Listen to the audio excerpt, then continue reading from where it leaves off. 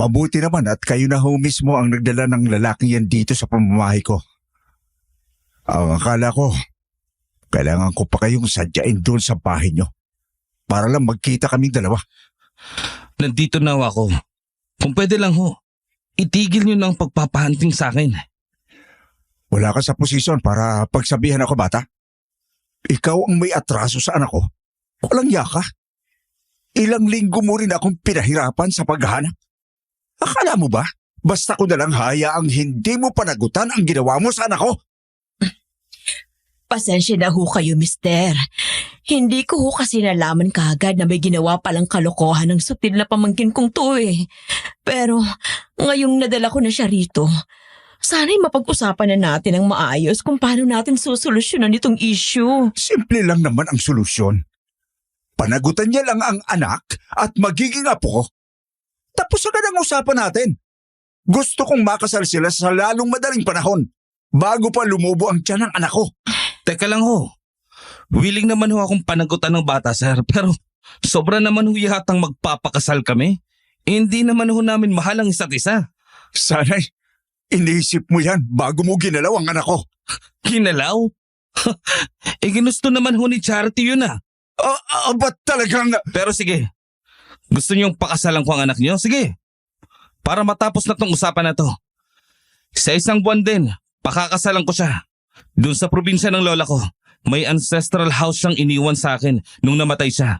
Doon natin ganapin ang kasal. Ano? Bakit doon, iho? Ni hindi mo pa nga napupuntahan yun, di ba? Basta't yun ang gusto ko, Chang. Kahit yun malang sana, ibigay niyo na sa akin. Sige, payag ako. Ang mahalaga lang naman sa akin ay panagutan mo ang anak ko. Yun naman ho pala eh. O paano? Hanggat hindi pa ho kami kasal nitong anak niyo, iiwan ko muna siya rito sa inyo. Mauna na ho kami. Halika na, Chang. Pasensya na ho kayo sa asal ng pamangkin ko. Pagsasabihan ko na lang po siya pag uwi namin. Pasensya na rin ho kayo.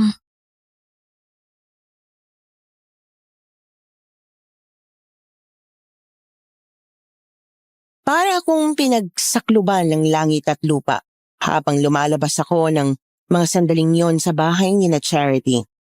Ni hindi ko na nga alintana noon na may hawak palang baril ang tatay niyang pulis. Sobrang sama ng loob ko dahil pakiramdam ko ako ang agrabyado sa sitwasyon. Si Charity, schoolmate ko siya nung high school. Ni hindi ko nga siya girlfriend noon eh. Pero alam kong noon pa man, may gusto na talaga siya sa akin. Kaya nga pinormahan ko siya para makaisa ako nung nagkita ulit kami sa reunion ng batch namin. Hindi ko naman alam na mabubuntis ko agad siya. Sa probinsya ng lola ko siya dinala para doon pakasalan. Ang hindi ko inaasahan, doon din pala ako patitinuin ng tadhana matapos malagay sa bingit ng kapahamakan ang mag-ina ko dahil sa mga nilalang na hindi ko akalaing naninirahan pala doon. Ako nga pala si Primo. Matagal na akong subscriber dito sa channel niyo, pero nahihiya akong ipadala ang karanasang ito noon dahil alam kong marami ang magtataas ng kilay kapag narinig nila ito. Kinumbinsi lang talaga ako ni Mrs. kaya eto, sa wakas ay maibabahagi ko na rin ito sa iba. Sana lang ay wag niyo akong husgahan at sana may matutunan kayo sa karanasan kong ito.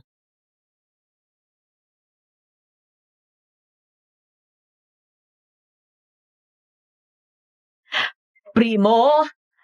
Primo! Primo! O, Chang, kayo pala. Bakit po? May kailangan ho ba kayo? Wala naman. Ikaw, kailangan mo ba ng tulong dyan sa pag-aayos ng gamit mo? Hindi na ho. Kaya ko na ho ito. Magpahinga na lang din ho kayo at alam kong napagod din kayo sa biyahe. Naihatid ko na rin nga pala si Charity sa magiging kwarto niya. Doon ko siya ipinuesto sa bandang dulo dahil yun lang ang may banyo sa loob. Para naman hindi na siya lalabas pat mahirap para sa buntis ang pagpaparot pa rito.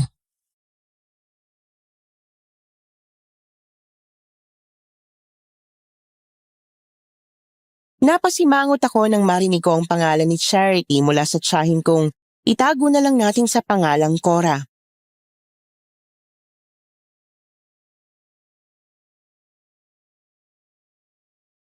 Masyado kayo nag-aalala sa kanya, Chang. 2 buwan pa lang ho siyang buntis. Hindi pa naman humalaki ang tiyan niya. Kayang-kaya niya pang sarili niya. Huwag kang ganyan sa magiging asawa mo.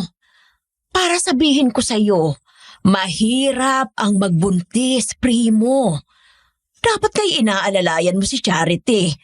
Lalo't wala pa rito ang tatay niya. Okay, sabi niyo eh.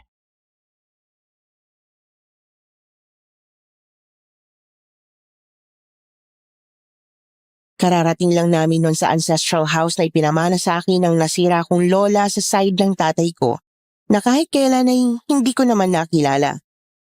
Pumasok si Chang sa kwarto ko habang nag-aayos ako ng gamit at kung ano-anong sinasabi niya, kaya hindi ko nagawang itago sa kanya ang pagkairita ko. Napabuntong hininga na lang tuloy siya sa mga naging sagot ko.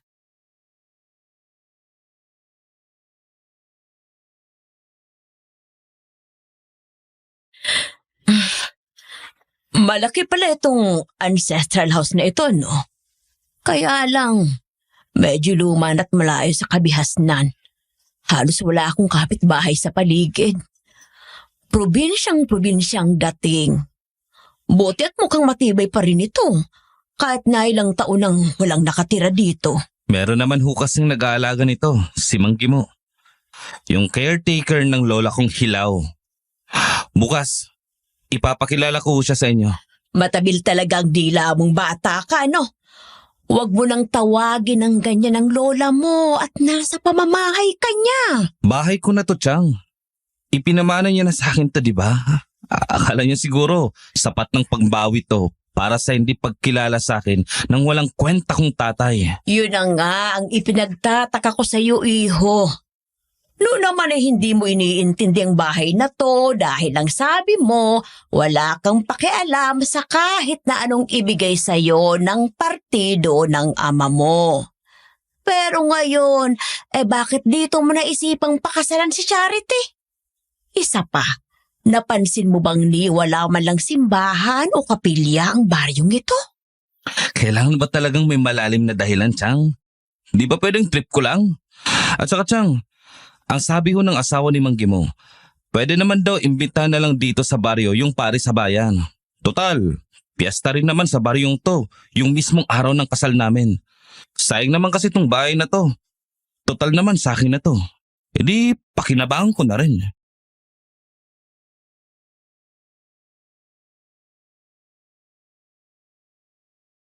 Hindi ako tumitingin noon sa direksyon ni Chang at nagpapatuloy lang ako sa ginagawa ko. Hindi kasi ako magaling magsinungaling kapag tinititigan ako ni Chang sa mata. Siya ang nagpalaki sa akin, simula nang mawala ang nanay ko sa panganganak sa akin, kaya kilalang kilala niya ako.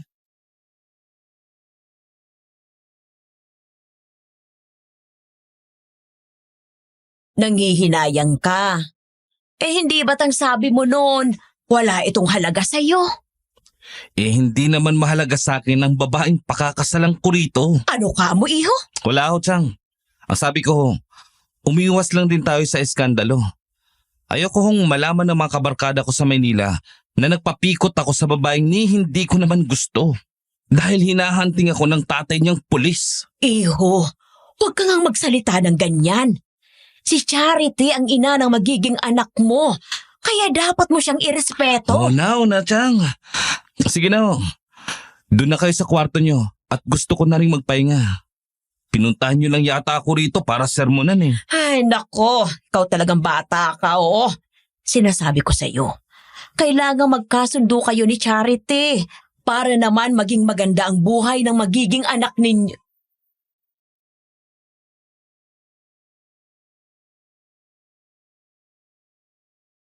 Pinutol ng isang malakas na alulong ng aso ang sinasabi ni Chang.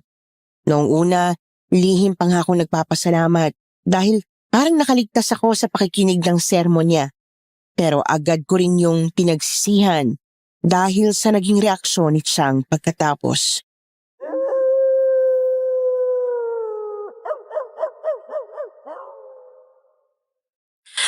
Ay, puro Diyos por santo, Pimo.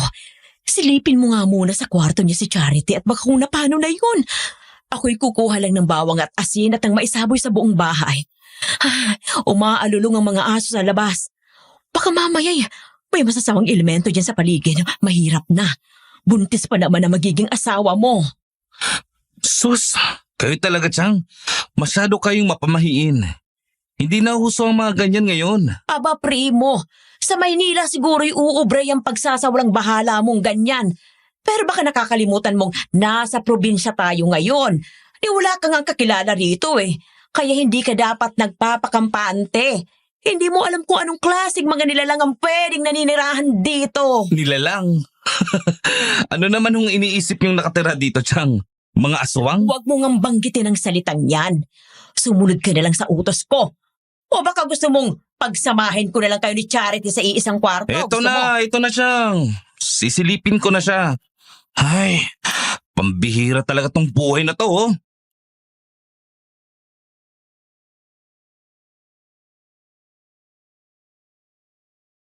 Nakasimangot ko na lang na sinunod ang utos ni Chang noon sa takot na totohanin niya ang kanyang sinabi. Padabog akong naglakad sa sobrang inis ko. Nang makarating ako sa tapat ng kwarto kung nasaan si Charity, hindi na ako nag-abala pang kumatok at basta ko na lang binuksan ang pintuan.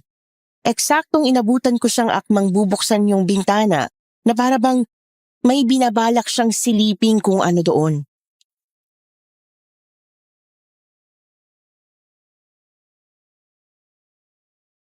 Ginagawa mo dyan? Primo, Bakit mo binubuksan yung bintana? ha? Kasi, ano kasi?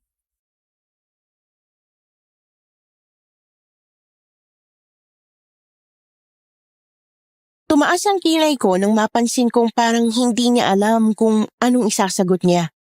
Kinakagat niya yung pang-ibabang labi niya tapos hindi siya makatingin sa akin.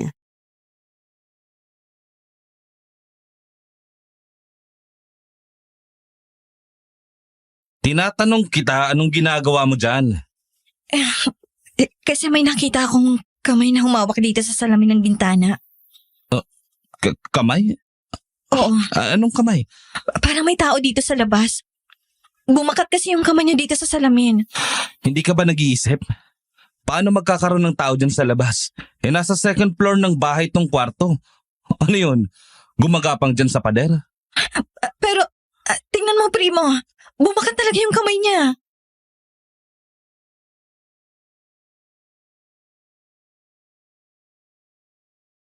Iginigiit pa sa akin ni Charity ng mga sandaling yon na may nakita siyang kamay na humahawak doon sa bintana. Textured at frosted kasi yung salamin doon. Yung hindi mo kita ng malinaw ang nasa labas pero makikita mo mula sa loob kung may anino o bakas doon. Nang sipatin ko yung itinuturo niya, medyo nagulat ako. Kasi totoong may hugis nga ng kamay na bumakat sa salamin. Ang arte!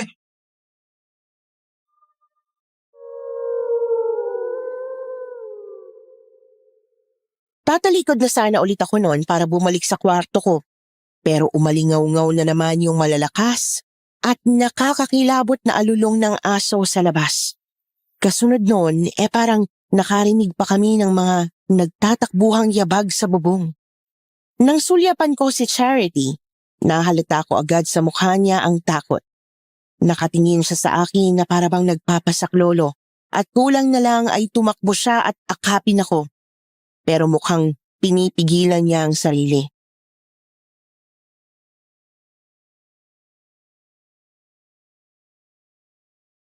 Oh, primo, mabuti naman at sinilip mo si Charity. Kayo pala, Chang. Sakto at pabalik na rin naman ako ng kwarto eh. Oh siya, sige na't bumalik ka na nga doon. Tapos na rin naman ako magsaboy ng asin sa ibaba. Pati na rin dito sa ibang parte ng second floor. Dahil nadaanan ko na rin naman yun. Ito na lang kwarto ni Charity ang hindi pa. Maigi pa nga akong sabuyan nyo ng asin ng kwarto niya. Tadtarin nyo na rin ho ng bawang at baka kung mapano pa yan. Kanina pa yung natatakot dahil sa alulong ng aso. Kayo kasi, kung ano-anong pinagsasabi nyo tungkol sa aswang-aswang na ganyan. Mamaya niyan, mapano pa sa sobrang takot yung si Charity. Cargo de konsensya pa natin yan. Aba, tingnan mo itong batang ito, talagang matabilang dila mo, ano? Nag-iingat lang ako. Abay, hindi natin kabisado ang lugar na to, no? Maigi na yung handa. Wala namang mawawala sa atin. Oh, siya, sige ho. Kayo na ho ang bahala. Samahan niyo na rin ho siguro yung Charity na yan dito sa kwarto niya. Kung talaga nag-aalala kayo. Magandang ideya. Mabuti pa nga siguro yon. Ayos lang naman sa'yo ang ganon, iha, no? Oo naman po, Aling Cora. Salamat po. Sus!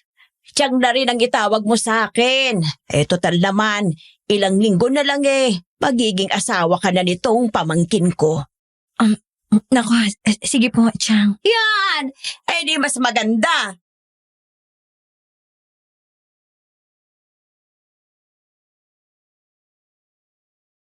Iniwan ko silang dalawa dun sa kwarto na nagtatawanan. Napapailing na lang ako habang naglalakad palayo at nanunumbalik sa isip ko ang takot na nakita ko sa mukha ni Charity kanina. Nakaramdam ako ng parang kakaibang kabog sa dibdib ko habang inaalala no ng nakakaawa niyang mukha. Kaya ng mga sandaling yon, hindi ko na malayang parang kusa na palang naglakad ang mga paa ko pababa sa first floor ng bahay. Namalayan ko na lang na dumiretso na pala ako sa kusina at dumadakot ng asin sa lalagyan para isabo yon sa labas naman ng bahay.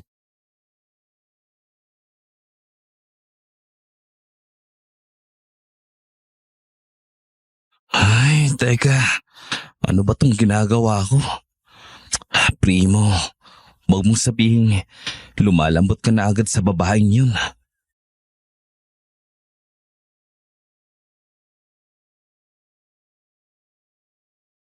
Napalamukos ako sa sarili kong mukha dahil doon. Hindi ko nagustuhan ang ideyang pumapasok sa isip ko ng mga sandaling yon.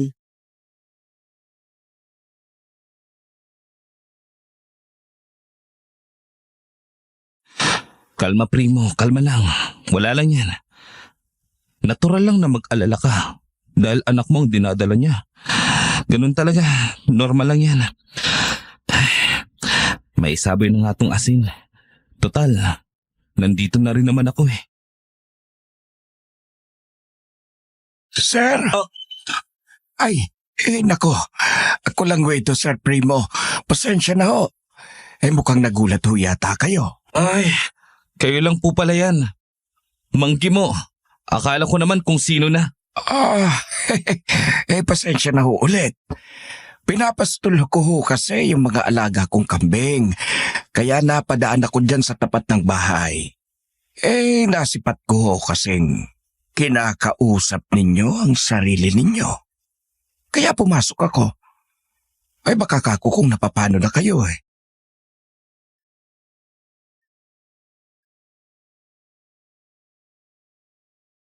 Nakaramdam ako ng pagkapahiya nang mahuli ako ni Mang Gimo na kinakausap ang sarili ko.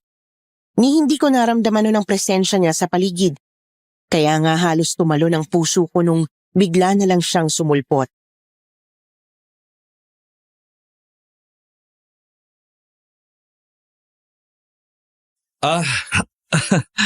May iniisip lang ho ako, Manggi mo. Ganun lang ho talaga ako. Ganun ba? Aanhin niyo po pala yung dinakot ninyong asin. Sir, nagluluto ho ba kayo?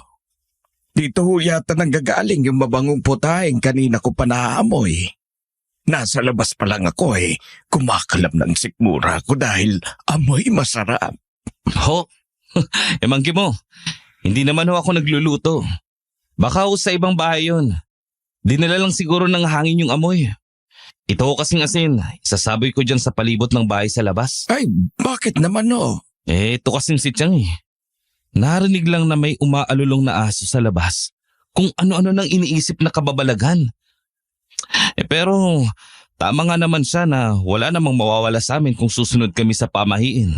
Kaya heto, magsasaboy nga sana ako ng asin sa labas para pangontra kung sakali man raw na may aswang dyan sa paligid. Ho? Seryoso ho ba kayo, sir? Asin, pangontra sa mga aswang dito? Grabe naman to si Manggi mo. Tawanan ba naman ako? Pasensya na ho. Natatawa ho kasi talaga ako, sir. Ay, nako. Kung sa bagay, ganyan talaga ang mga taga Maynila no? Basta usapang aswang, ang alam nyo agad na solusyon, asin at bawang. Hindi naman lahat ng aswang tinatablan dyan.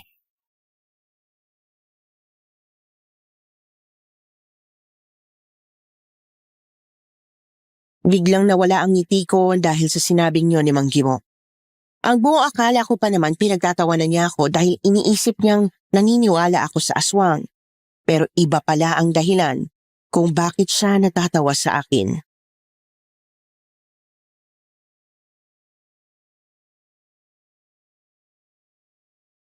Teka, anong ibig niyong sabihin, Mang Gimo? Naniniwala ho ba kayo sa aswang? Abay, oo naman. Kayong mga Manilenyo lang naman ang madalas na hindi naniniwala sa kanila. Bibihira lang sa aming mga probinsyano ang ganun, sir. Pambihira. Akala ko pa naman pinagtatawanan niyo ako dahil iniisip niyong naniniwala ako sa aswang. Ang totoo niyan, sinusunod ko lang naman si Chang Nako, hindi ho yun ang dahilan kaya ako natatawa sa inyo, sir. Yang hawak ninyong pangontra, yan ang pinagtatawanan ko. Bakit naman ho? Paano kasi? Halos lahat na yata ng mga taga-Maynilang napadayo rito noon pa. Ganyan lang din, kasimple kung mag-isip. Asin at bawang lagi ang alam ninyong panlaban kapag may aswang sa paligid. Hindi nyo man lang ba alam na may mga uri ng mga aswang na namumuhay din gaya natin at hindi natatakot sa ganyan? Dahil gumagamit din sila niyan Teka ho, ngayon lang ho ako nakarinig na may mga uri pala ng aswang na gumagamit din ng asin at bawang At saka, papaano hong namumuhay sila ng gaya natin? Di ba? Kumakain nga ho ng karne ng tao ang mga aswang? Hindi naman lahat ng aswang karne ang gustong kainin, sir. May mga aswang na kinakain lang lamang loob. Meron sa kanila, puso lamang ng tao ang gusto. O kaya atay. O di kaya'y bituka.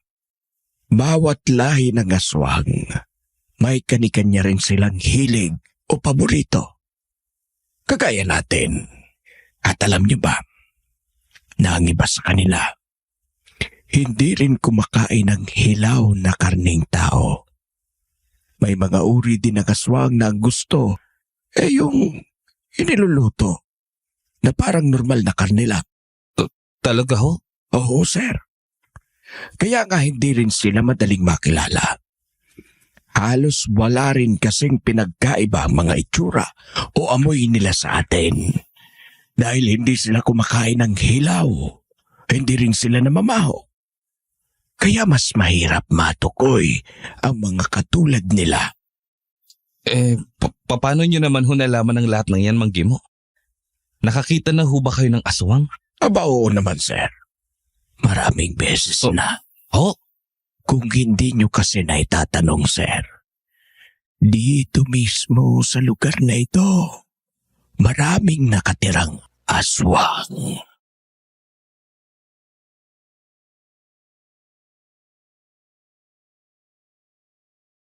Parang nakagat ko bigla ang dila ko sa sinabi ni Mang Gimo. Napatitig ako sa mukha niya na malawak ang pagkakangisi na parabang nakakaloko. Hindi ko tuloy alam noon kung pinagtitrepan niya lang ba ako o ano. Ang totoo, kinikilabutan ako sa sinasabi niya.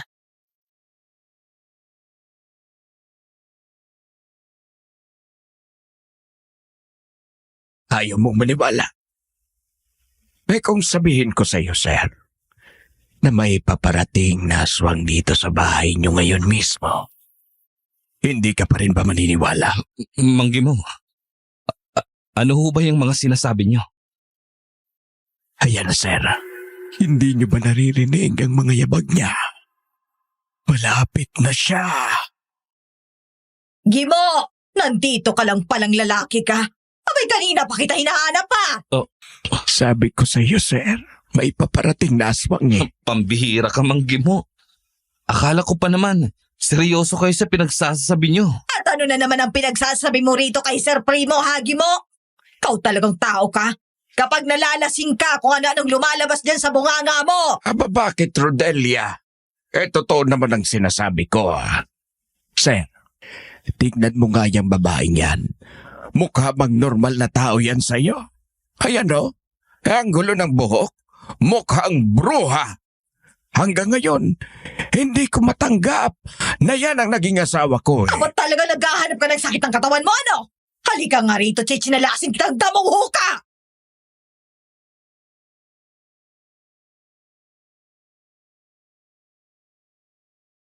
Parang gusto kong batukan si Mang Gimo ng mga sandaling yon nang makita kong ang aswang palang tinutukoy niya ay yung asawa niyang si Manang Rodelia. Lalo pa akong nainis dahil nang ilapit niya sa akin ang mukha niya ay nalanghap ko ang amoy ng alak sa hininga niya na hindi ko agad napansin. Gayong ilang nilang init siya sa kung saan yung dinakot kong asin kanina.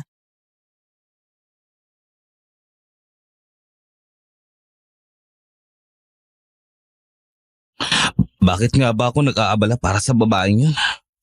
Ay, makapamanhik na nga lang ulit dun sa itaas. Kanino ka pa gustong magpahinga eh.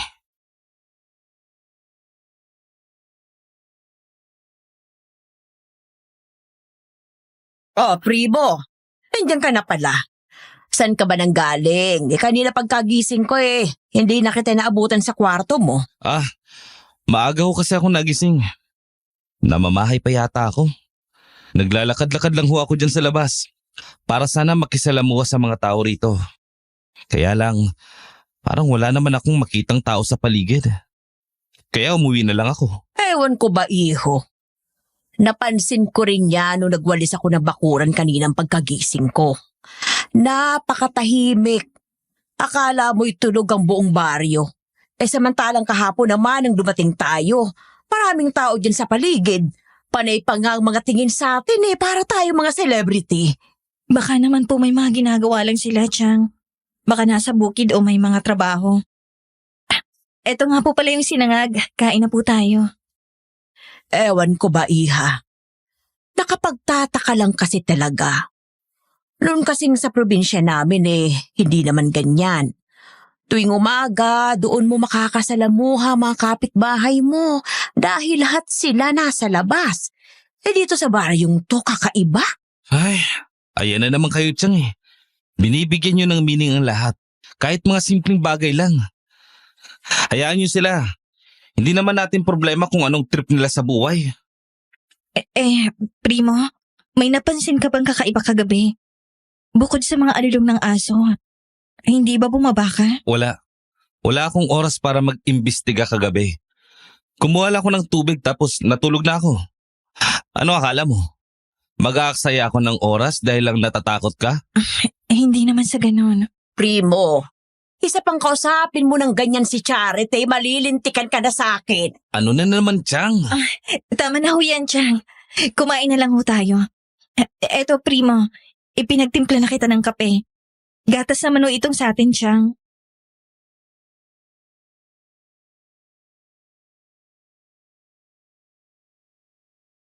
Napailing na lang si Chang habang hinahainan kami ni Charity na ng mga sandaling yun halatang pinipilit lang na ipakitang ayos lang siya. Aaminin kong kahit ako nakaramdam din bigla ng awa at pagkakonsensya sa nasabi ko, kaya nanahimik na lang ako at kinain yung almusal na inihanda niya. Samantalang yung mga sinasabi naman ni Chang, hindi ko nagaanong binigyan ng pansin dahil iniisip kong napapraning lang siya. Noon lang kasi ulit nagpunta si Chang sa ibang lugar, kaya siguro kung ano-ano ang naiisip. Mga bandang hapon na, kagagaling ko lang noon sa bayan dahil umalis ako kaninang umaga para mag-asikaso ng mga kailangan sa kasal namin ni Charity kahit papaano. Ayoko naman kasing datnan ako ni Namang Rambo na wala man lang naihanda para sa kasal namin ng anak niya at baka may masabi pa sa akin. Papasok na sana ako sa bahay nung madaanan ko si Mang Gimo sa may bakuran. Nakasuot pa rin siya ng parehong kupas na sombrero gaya ng suot niya kahapon. Kaya lang parang may kakaiba sa kanya. Hindi na siya yung masigla at palabirong caretaker na nakilala ko kagabi. Napansin kong iika-ika ang lakad niya habang binubugaw ng tungkod ang mga kambing na pinapastol niya.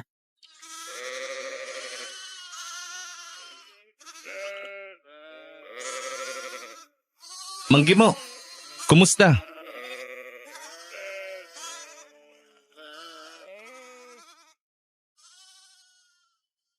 Napalingon siya, pero imbis na sumagot, tumangulang siya ng bahagya, tapos ay nagpatuloy sa ginagawa. Para bang ayaw niya akong makausap.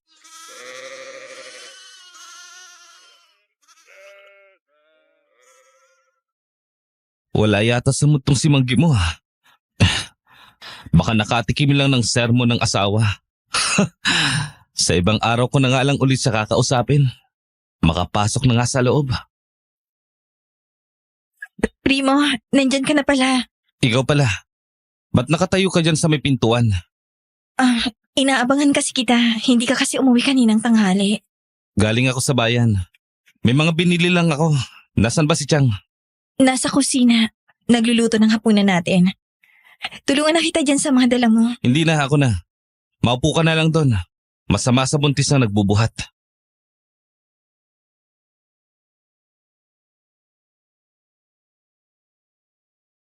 Nagsalubong ang mga kilay ni Charity noon pero hindi na siya sumagot.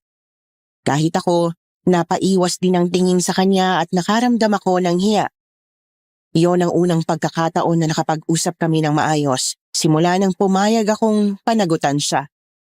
Sa totoo lang kasi nakonsensya talaga ako sa naging trato ko sa kanya noong umagang yon.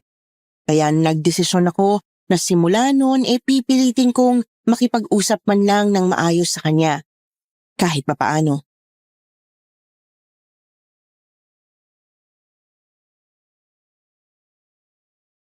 No, bakit ayaw mo pang isara yung pinto? Diyan ka na lang ba tatambay?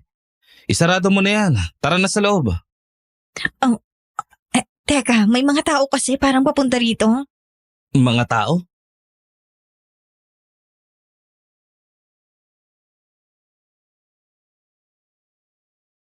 Napalingon ako sa direksyong tinitingnan ni Charity. At oo, may 3 babae nga akong nasipat na naglalakad papalapit sa amin. Nakilala ko ang isa sa kanila, si Manang Rodelia, yung asawa ni Mang Gimo. Napatingin ako bigla sa relos ko at medyo nagtaka.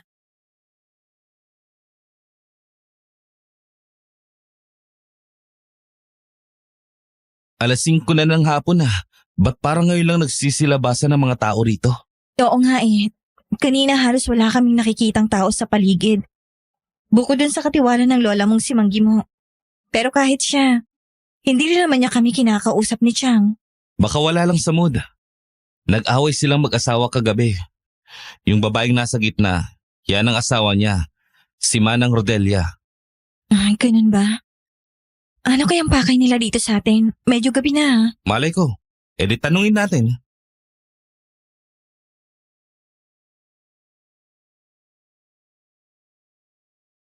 Inilapag ko yung buhat-buhat kong bag na pinaglalagyan ko ng mga ipinamili ko kanina sa bayan.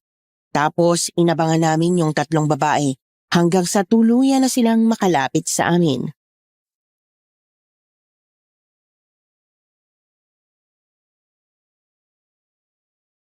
Magandang gabi ho sa inyo, Sir Primo. Natatandaan niyo ho ba ako? Ako ho si Rodelia, yung asawa ni Gimo. Kami ho yung naging katiwala ng bahay na ito mula nang pumanaw ang lola niyo. Oo, Manang. Natatandaan ko po kayo. Magandang gabi rin.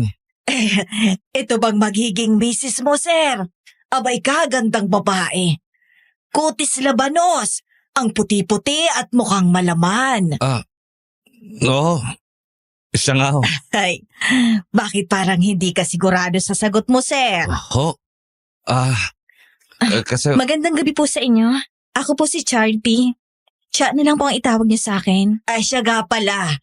Ito nga palang mga kasama ko, mga pamangkin ko. Dati rin silang tumutulong sa amin ni Gimo noon sa pag-aalaga at pagbabantay ng bahay na ito. Magandang gabi sa iyo, Sir Primo. Ako si Badette. At ito naman ang kapatid kong si Romel. Pasensya na kayo, pipi kasi siya, kaya hindi niya kayang ipakilala yung sarili niya.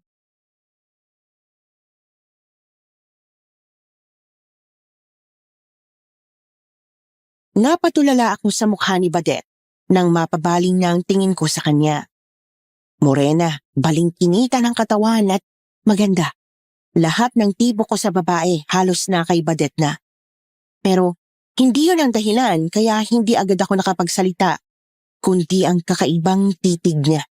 Natauhan na lang ako nung marinig kong umuubo-ubo na ng peke si Charity. Hindi pala pinansin ni Manang Rodelia ang pagpapakilala niya.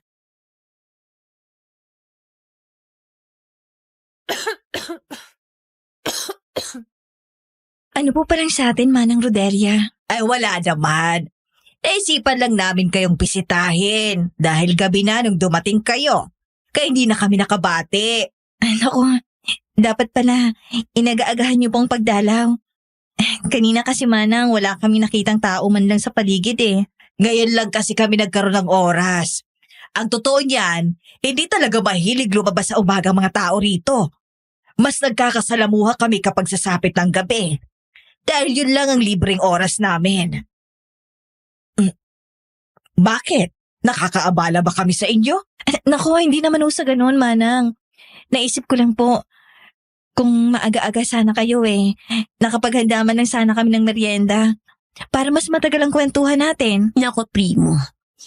Itong asawa mo, mukhang hindi pala kaibigan, no? Hindi magandang ganyang ugali. Marami siyang makakaaway sa lugar na to kung ganyan siya.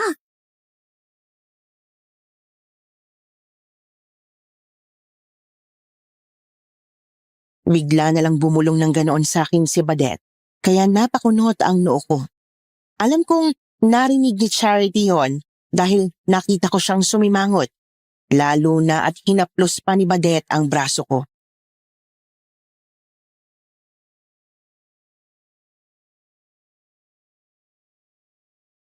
Naku, alam mo ba, Iha?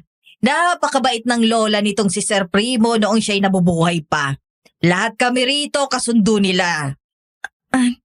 Ganun po ba? Sa katunayan nga, ang biro pa sa amin ng senyora noon gusto niya raw na ipakilala itong si Badet dito kay Sir Primo. Sayang nga at ngayon lang sila nagkita.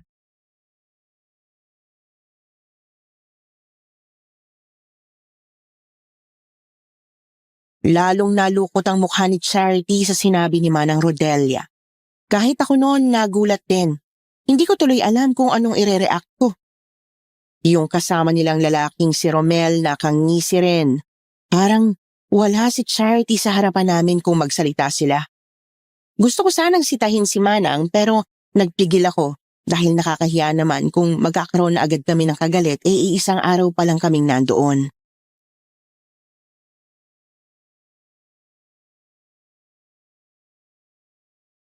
O siya, alis na kami, Sir Primo. Imbitahan niyo na lang kami sa mismong kasal ninyo, ha? Dito sa baryo namin, kapag may nagaganap na okasyon sa isang bahay, binubuksan yon para sa lahat.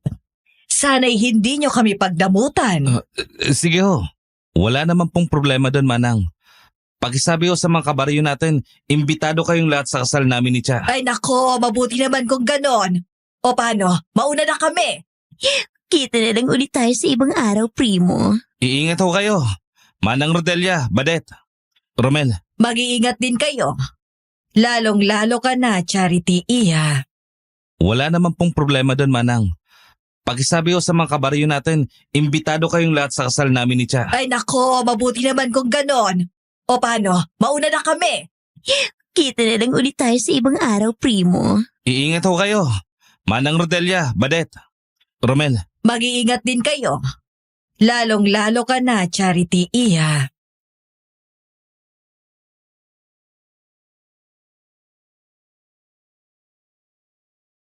Pagkaalis na naman ng Rodelia, bigla na lang nagsalita si Charity sa tabi ko nang hindi inaalis ang tingin sa papalayong imahe ng tatlo sa labas.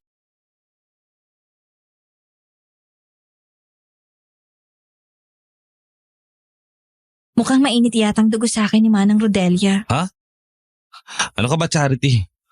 Huwag mo nga seryosohin yung sinabi nila. Baka naman nagbibiro lang yung matanda. Ikaw naman kasi, masyado kang mahiyain. Nagkamali tuloy sila sa pag-intindi sa sinabi mo. Kasalanan ko pa pala yun? Ha? Wala naman akong sinabing... Teka nga, bakit parang sa akin ka nagagalit? Aakyat na ako sa kwarto. Abat, hoy!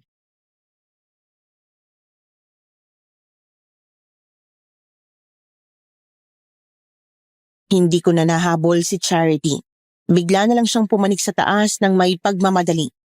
Gusto ko sana siyang sundan noon pero naunahan na naman ako ng inis ko.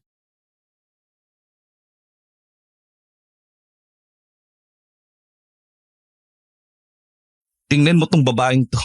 Nagpapakumbaba na nga ako. Pinapakitaan pa ako ng kaartehan. Ay, bahala ka nga sa buhay mo. Oh, iho. Ano't niyayamukos mo na naman yung mukha mo? At saka, bakit nagmamadaling umakyat sa itaas si Charity? Nag-away na naman ba kayo? Ewan ko ba dyan sa babaeng yan, Chang? Masyadong maarte. Sinusubukan ko na nga makipag-usap pa lang ng maayos sa kanya. Pero siya pa tong mahirap kausap. Bahala siya sa buhay niya. Papanhik na rin ako. Hindi ako sasabay na magapunan sa inyo. Kaya wag niyo na akong tawagin. Gusto ko na matulog na maaga. Siya. Magpalamig ka muna ng ulo. Magsasaboy na lang ako ng asin sa labas at loob nitong bahay. Tapos, tatawagin ko na si Charity para kumain. Bahala ko kay... Teka, narinig mo ba yun, iho? Umaalulong na naman ang mga aso sa labas. Anong oras na ba? 5:30 ho. Ganitong oras din umalulong ang mga aso kagabi. Ay nako. Heto na naman tayo, Chang. Primo, umakyat ka na nga sa itaas at tingnan mo si Charity doon. Isang tabi mo muna yung away ninyo at hindi magandang pakiramdam ko. Chang naman. Ano na naman ba yung nararamdaman niyo? Basta, hindi ka rin naman maniniwala kung sasabihin ko sa'yo. Pumanhi ka na doon. Ay, tingya talagang buhay na to.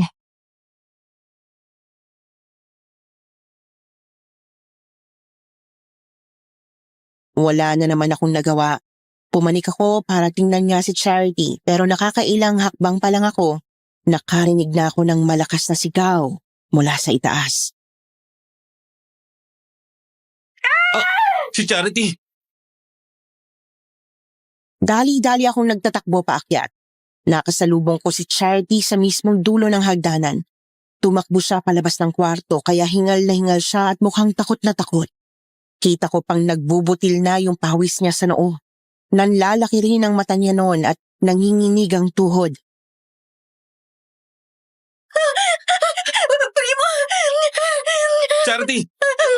Ano nangyari sa'yo? Ba't sumisigaw ka? Primo, may tao. Nakita ko. Pinipilit niyang buksan yung bintana ng kwarto ko. Ano? Primo, natatakot ako. Baka namamalikmata ka lang. Paano magkakaroon ng tao sa labas ng bintana? Wala namang... Teka nga. Titingnan ko. Wag na. Wag na, Primo, please. Natatakot ako. Wag mo kong iwan. Cha! Napasalampak bigla ng upo si Charity habang hawak ang sikmura niya. Pagkakita ko noon, bigla na lang akong nakaramdam ng kaba sa dibdib ko. Parang kumilos mag-isa ang katawan ko at bigla na lang yumuko para pantayan ang mukha niya. Anong masakit siya? Yung tiyan ko, Primo. Ang sakit ng tiyan ko, parang humihilab. Ano? Teka, tatawagin ko lang si Chang. Wag kang umalis, Primo, please. Natatakot ako. Chang! Chang! Si Chang!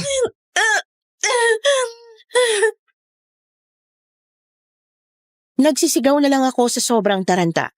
Hindi ko maiwan si Cha. Tinawag ko na lang ang tiyahin ko na agad namang humangos paakyat.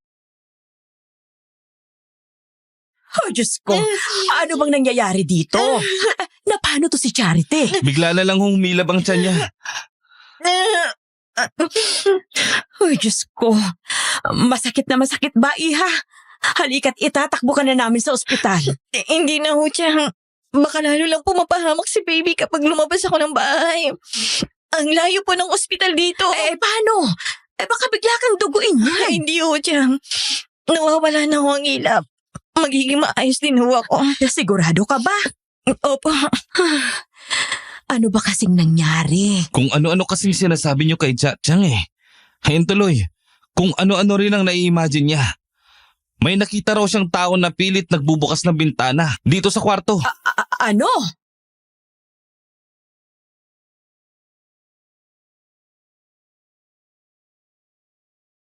Hindi ko na hinintay pang makapag-react si Chang. Walang sabi-sabing kinarga ko nun bigla si Cha, tapos dinala ko ulit sa kwarto niya. Inilabag ko siya dun sa may papag na may kutsyon.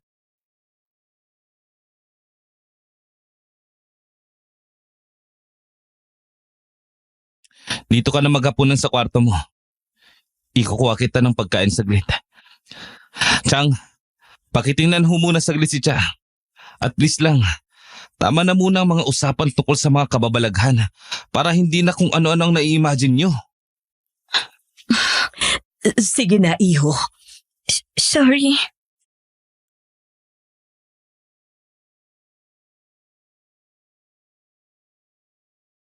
Bumaba agad ako pagkatapos kong magpaalam.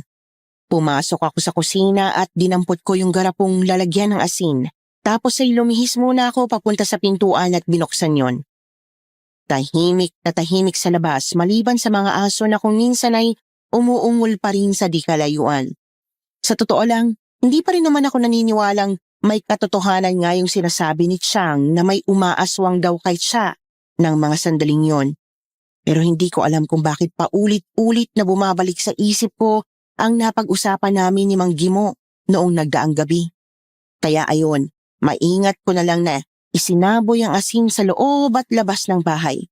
Wala naman kakong mawawala. Pinilit kong maging kalmado kahit na sa loob-loob ko, medyo naaasiwa ako sa ginagawa ko.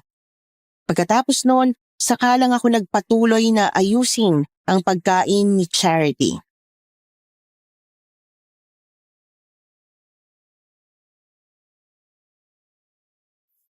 Eto ng pagkain mo, Cha. Susubuan na kita. Oh, Mang Rambo? Kayo po pala. Iho, ayan ka na pala. Kararating lang nila balae. Magmano ka naman sa magiging biyanan mo.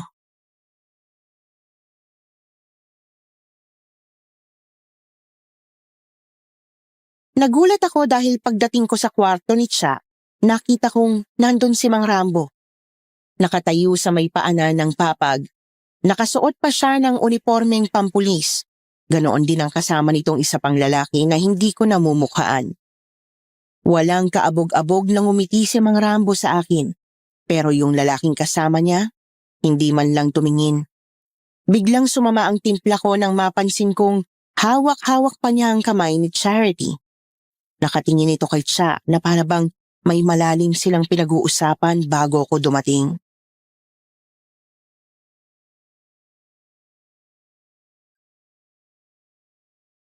Magandang gabi sa iyo, Iho.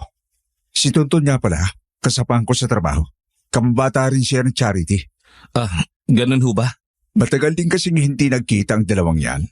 Kaya hiniling sa akin itong si Tonton na isama ko siya rito para makadalo siya sa kasal niyo. Pasensya na kayo at ngayon lang kami. May tinapos pa kasi kami sa trabaho. Kaya hindi na kami nakasabay pa sa inyo. Ayos lang po pero baka gusto niyo munang kumain. Kaluluto lang ho ng hapunan. Baka nagutom na po kayo sa biyahe. Dito na lang ho kami ni Cha. Sumakit ho kasi ang tiyan niya eh. Kaya hindi ko na ho siya pinapababa pa. Sabi ko, dito na lang kami kakain ng hapunan sa kwarto. Bakit isang plato lang yata ang dala mo, Iho? Salo na ho kami rito. Susubuan ko kasi si Cha. Primo, wag na. Kaya ko naman. Huwag na matigas ang ulo, Charity. Di ka pa pwedeng kumilos ng kumilos. Baka mamaya, sumakit na naman yung tiyan mo. Natutuwa naman akong makitang inaalagaan mo ang anak ko, Iho. Kung ganyan ba naman palagi, di magkakasundo tayo. Halika na, Tonton. Iwanan muna natin yung dalawa.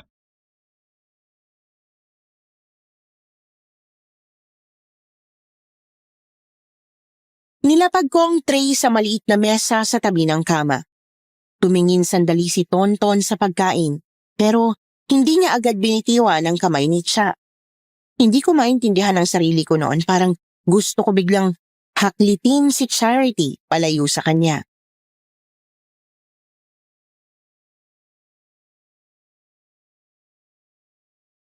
Sige, Cha. Mamaya na lang. Salamat sa pagpunta, Ton. Ano ka ba? Pwede ba namang mawala ako sa kasal mo? Eh di hindi ko makikita kung gaano ka kaganda kapag nakasuot ka ng wedding gown. Sira. Sige na, kumain ka na doon. Gutom lang yan. Pag-usapan ulit natin yung isinusumbong mo sa akin kanina. Huwag kang mag-alala. Nandito naman ako. Walang makakapanakit sa'yo. Sige, iho. Sasamahan ko na muna itong dalawa dun sa ibaba. Pakainin mo na si Charity para makapagpahinga na rin siya. Oo, Chang. Ako na hong bahala rito.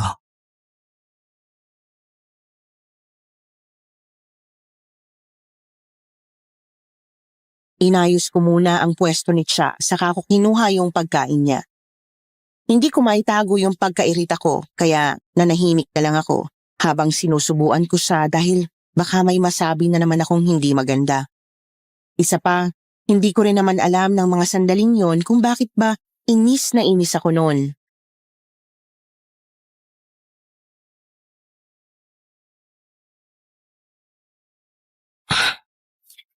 Ako nang magpapakain sa sarili ko, kaya ko naman. Sabi ko, wag nang matigas ang ulo mo, di ba? Kumain ka na lang. Nga.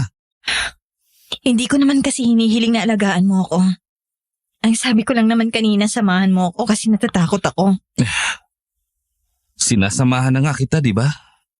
At isa pa, ako mismo ang nagpresentang gawin to. Kaya wag mo na akong kontrahin. Eh bakit parang galit ka? Hindi ako galit. Sige na, ubusin mo na tong pagkain mo. Primo, saan nga pala matutulog si na Itay? 3 lang ang kwarto dito, di ba? Hindi kayo pwede magtabi ng tonton, ha? Ano? Wala naman akong sinabing... Akala ko gusto mo magtabi kayo eh. Kung makahawa kasi siya sa kamay mo kanina, parang may nakaraan kayong dalawa. Ano? Huwag kang magsalita ng ganyan. Parang kuya ko na yun. Buti naman. Baka nakakalimutan mo. Kaya tayo nandito dahil magpapakasal na tayo. Alam mo, hindi ko maintindihan yung sinasabi mo. Tumango na lang si Cha bilang sagot. Bago ako lumabas ng kwarto, inayos ko muna ang kurtina ng bintana niya para siguraduhin wala na siyang makikitang kahit ano pa doon. Pagkatapos noon, bumaba ako at inilagay yung hugasin sa lababo bago ako nagmamadaling pumanik ulit.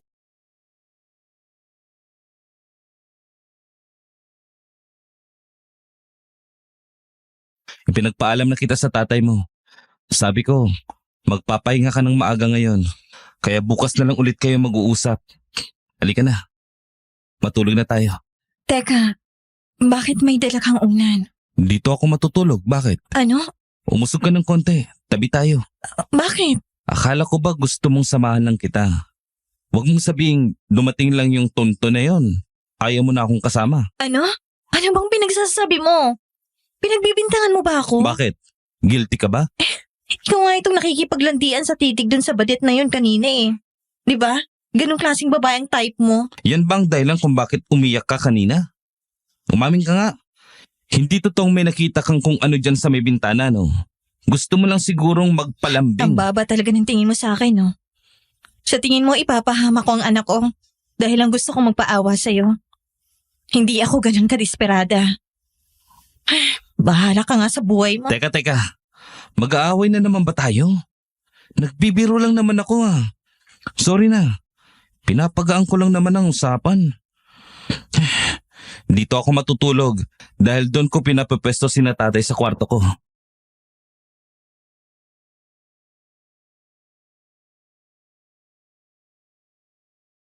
Hindi sumagot si Charity at tinalikuran ako habang akap ang sarili niya. Mukhang napikon talaga siya sa sinabi ko kaya hinayaan ko na siya hanggang sa makatulog siya ng gabing yon. Lumipas pa ang halos 2 linggo pagkatapos ng gabing yon. Simula nang dumating si Mang Rambo at Tonton, hindi na rin naman naulit pa ang nararamdamang kakaiba ni Charity at siyang sa lugar. Kaya mas lalong tumindi ang paniniwala kong baka nga napaplaning lang sila noong mga unang gabi namin doon. Hanggang sa sumapit ang Biyernes, 2 araw bago ang kasal namin ni Charity.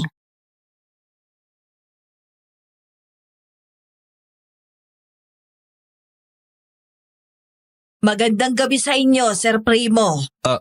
Manang Rodelia, kayo ho pala. Magandang gabi rin ho. Sa'yo rin, Badet. Pawis na pawis ka. Gusto mo bang punasan kita? Ha? Hindi na. Marami rin kasi akong ginagawa. Nag-iipon kami ng mga panggatong dahil balak naming sa kahoy na lang magluto ng mga ihahanda sa kasal. Itong darating na linggo na nga palang kasal ninyo, Sir ano?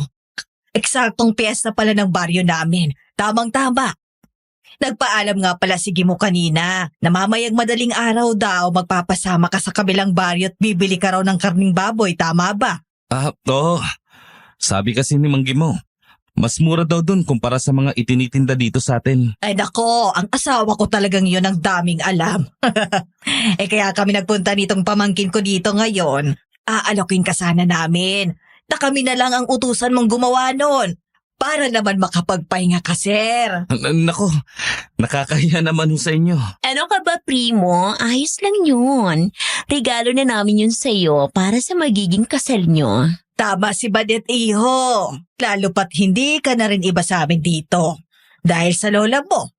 Kung hindi mo na itatanong nung nabubuhay pa siya eh. Kami talagang inuutusan niya kapag ganito may mga handaan o salo-salong gaganapin dito sa bahay niya. Matagal din akong naging kusinera ng lola mo. Kaya ipaubaya mo na ito sa amin. Ganun ho ba? Sige ho, kung ayos lang sa inyo.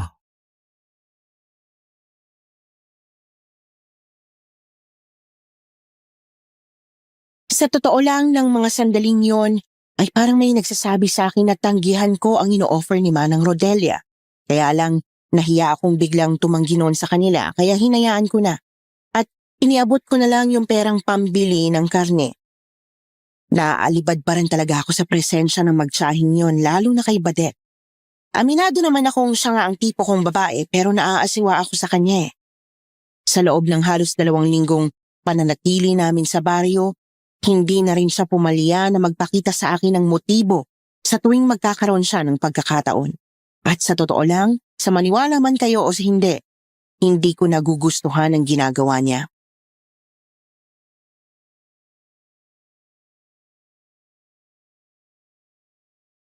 O siya, ako'y uuwi na muna at matutulog na ako para maaga rin akong magising. Sige muna lang ang isasama ko sa pamimili. Kami na rin ang kakausap ng kura paroko ng simbahan. Tutal ay lalabas na rin naman kami ng baryo. Kami nang bahala sa lahat, Sir Primo. Abang ikaw, Badet, tulungan mo si Sir Primo sa iba pa niyang mga kailangan. Naiintindihan mo? Ho? Nako, hindi naman ako kailangan. Hindi rin naman ganun karaming bisitang darating dito. Mga ilang kamag-anak lang namin ang inimbita namin, bukod sa inyo. Ang totoo niyan, nagtataka nga ho ako eh. Noong isang araw pa dapat nakarating dito yung pinsan ko. Ay nako, baka naman naligaw na yung hinihintay mo. Medyo mahirap din kasing hanapin ang baryong ito, iho. Hayaan mo. Pagpunta ko sa bayan mamaya ay magtatanong-tanong ako. Huwag na umanang. Ang dami yun na hong pabor na binibigay sa akin. Ayos lang yun, Primo. Gusto ko rin talagang tumulong sa'yo. Ganito talaga kami rito sa baryong to, bayanihan. Isa pa, hindi ka dapat mapagod. Ikaw ang groom, kaya dapat may sapat ka ring pahinga. Dahil special ang araw na yon para sa inyo, di ba?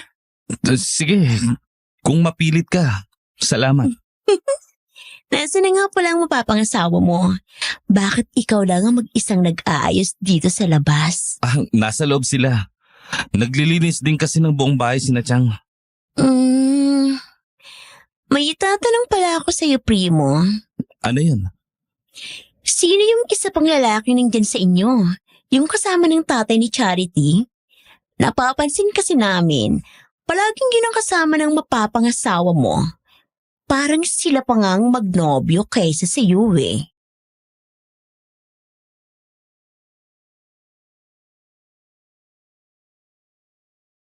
Dahil sa sinabing yon ni Badet, bigla agad na buhay ang inis ko. Totoo ang sinabi niya. Simula kasi nang dumating sina Tonton dito, halos ayaw na niyang humiwalay kay Charity. Inis na nga ako ng mga panahong yon pero ayoko lang aminin kaya hindi ako nagre-react.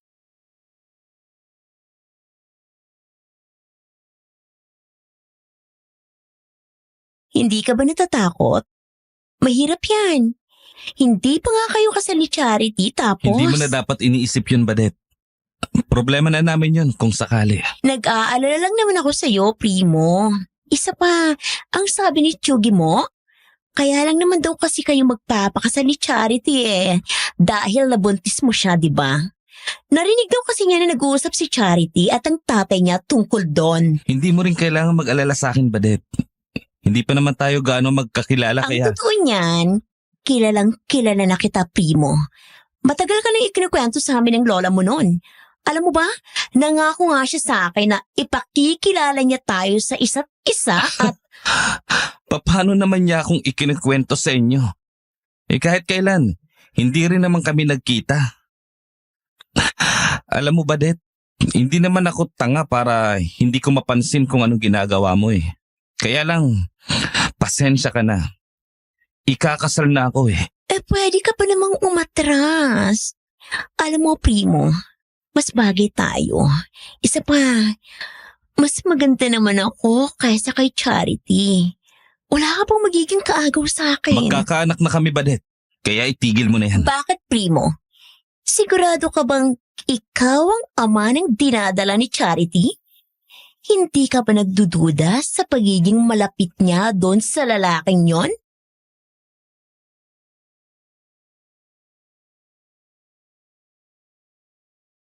Napailing na lang ako pero hindi na ako sumagot. Tinalikuran ko bigla si Badet at pumasok ako sa loob ng bahay dahil ayaw niyang tumigil. Iniwan ko siya sa labas. Alam ko kung anong ginagawa niya. Hindi ako tanga para magpautos sa kung anong gusto niyang ipasok sa utak ko. Kahit naman hindi ko ginustong pakasalan si Charity noong una, alam kong hindi siya ganoong klaseng babae. Sinamantala ko lang naman ang malaking pagkakagusto niya sa akin. Kaya niya nagawang ibigay ang sarili niya. Hindi naman niya ako inakit o ano. Bukod doon, alam kong ako lang ang naging lalaki sa buhay ni Charity.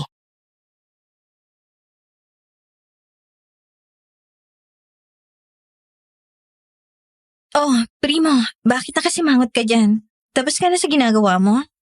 Oo. Ikaw, bakit nakatayo ka na naman dyan sa may pintuan?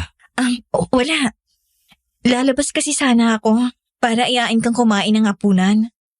Naghahain na kasi ako dun sa kusina. Bakit? Hindi ka pa ba kumakain? Akala ko, naghapunan na kayo kanina. Ay, nako, Primo. Alam mo ba, yung magiging asawa mo, hindi sumabay ng pagkain sa amin. Ayaw niya daw na mag-isa kang maghapunan, kaya hinihintay kang pumasok. Talaga? Si Chang naman. Hindi naman ho sa ganun. Hindi pa ho kasi ako nagugutom kanina. So, gutom ka na ngayon. O siya, halika na. Kumain na tayo.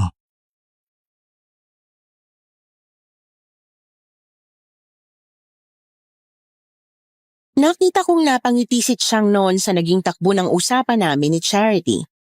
Kahit ako, natuwa rin nung malaman kong hinintay niya ako para sabay kaming kumain. Pagsulyap ko sa may bintana, nakita kong nakatitig ng masama sa amin si Badet mula doon sa labas. Bago siya padabog na naglakad pa uwi sa kanila. Wala naman akong pakialam kaya hinawakan ko na lang si Charity sa kamay tapos hinila ko siya papuntang kusina.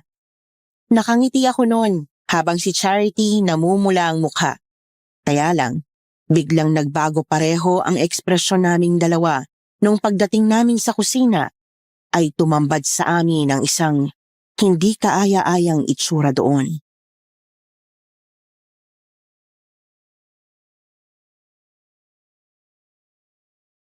Ay, Diyos ko. Anong nangyari dito? Bakit ang daming bangaw? Itong baho. Ano tong nasa mangkok? Bulok na yata to ha. Napakabaho na. Hindi ko alam, Primo. Hindi naman ganitong hinanda ko Nagbukas lang ako kanina ng sardinas dahil sabi ni Chang, gusto mo raw yon kaya yun ang inihain ko. Pero hindi naman ganyan ang amoy niyan kanini. Mukhang may pumasok dito sa kusina. Bukas ang pintuan Di kaya pinalitan to. Teka, tatawagin ko lang si Chang. Cha! Ano ka ba? Bakit bigla ka nalang sumisigaw dyan? Ay, Diyos ko. Primo, tingnan mo. Ang alin? Ano bang... Cha! Daliri ba yan ng tao?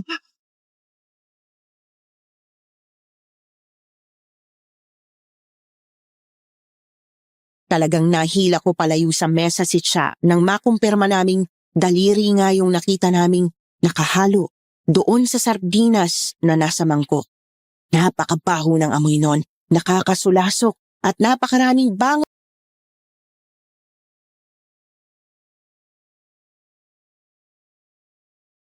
Talagang nahila ko palayo sa mesa si Cha nang makumpirma naming daliri nga yung nakita naming nakahalo doon sa sardinas na nasa mangkok. Napakabaho ng amoy nun, nakakasulasok at napakaraming bangaw na lumilipad-lipad sa paligid nun. Maya-maya narinig na naming humahangos papunta sa direksyon namin sina Chang, Mang Rambo at Tonton. Mukhang narinig nila ang sigaw ni Cha.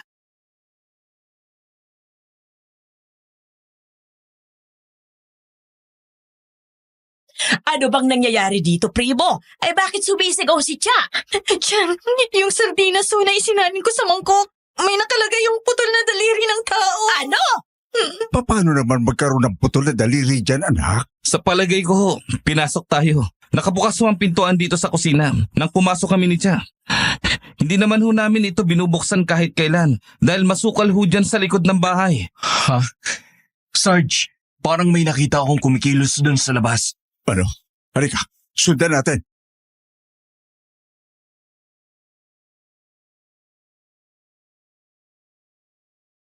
Nagtatakbo bigla palabas si Mang Rambo at Tonton, dala ang mga baril nila. Ako naman, niyakap ko si Charity na nanginginig pa rin sa sobrang pagkabigla. Nakaramdam ako ng kabang hindi ko maipaliwanag ng mga sandaling yon, lalo na nang maya-maya pa, kumahangos na bumalik sa loob si Tonton na parang natataranta.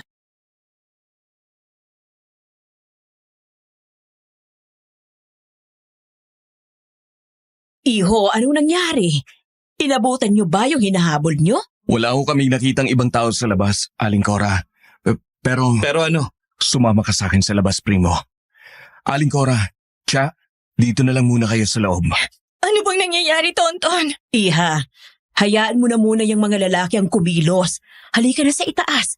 Kailangan mong kumalma dahil baka mapano pa kayo ng bata. Pero, Please Cha, promise. Pabilis lang to. Babalikan agad kita sa kwarto, okay?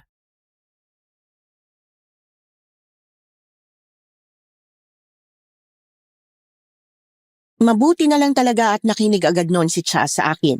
Dahil hindi ko alam kung ano ang magiging epekto sa kanya kung sakaling nakita niya ang bagay na tumambad sa akin sa labas paglabas namin ni Tonton.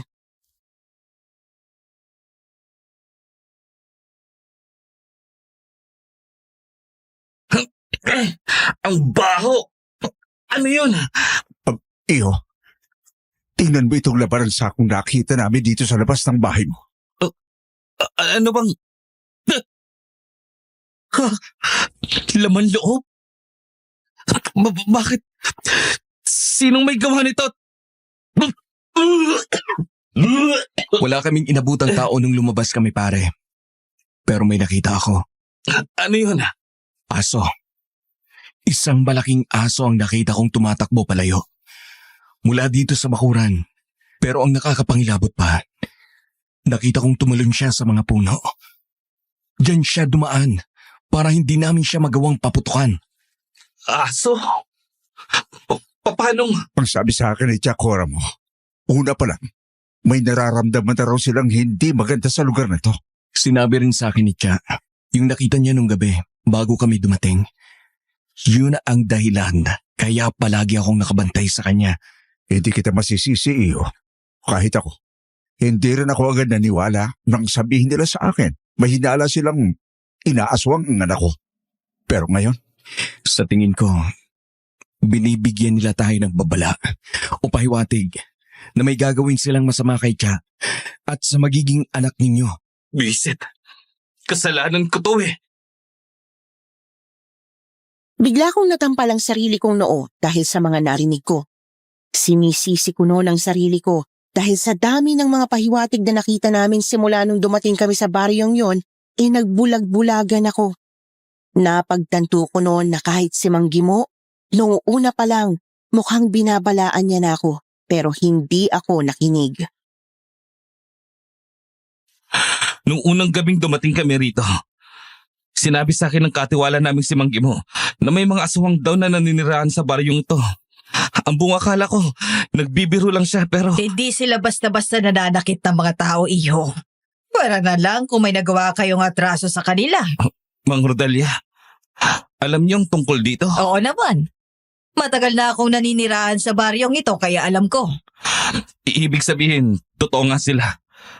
Pero wala akong maisip na atrasong nagawa ko sa kahit sino dito sa inyong manang. Pasensya ka na, iho. Sa palagay ko, nakursunadahan nilang mapapangasawa mo. Kaya ginagambala nila kayo. Siguro'y dahil ngayon na lang ulit nagkaroon ng dayo rito sa lugar namin. Kaya naalarma sila sa presensya nyo. Lalo na't may mga kasama kayong otoridad. Kung ganun ho, mas mabuti siguro kung ipagpapaliban muna namin ni Tia ang kasal. Iuwi ko na lang muna siya sa Maynila at doon na lang namin to itutuloy. Total, kasalanan ko naman kung bakit nagkaaganito. Kung hindi ko siya dinala dito, hindi sana malalagay sa ganitong peligro ang buhay nila. Ay naku, sayang naman ang ginawa niyong paghahanda sa kasal. Hindi niyo naman kailangang umalis ka agad dahil lang sa mga aswang na kasama natin dito sa baryo.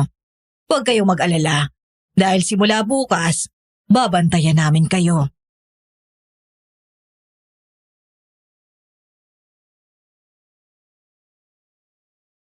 Halos hindi na ako makapag-isip ng tama ng mga sandaling yon. Gusto ko na talagang ipagpaliban ang kasal namin ni Tia, pero may punto rin ang sinabi ni Manang Rodelia.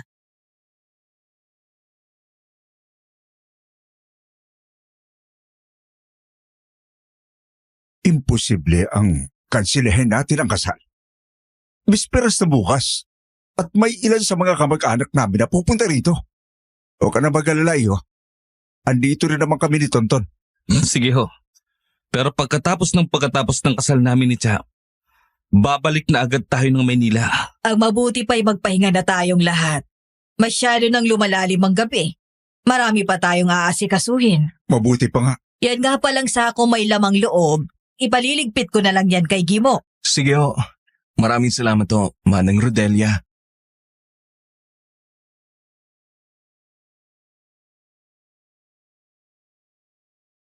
Pagkatapos ng usapan namin yon, pumasok na sina Mang Rambo at Tonton sa bahay. Susunod na agad sana ako sa kanila pero pinigilan ako ni Manang Rodelia.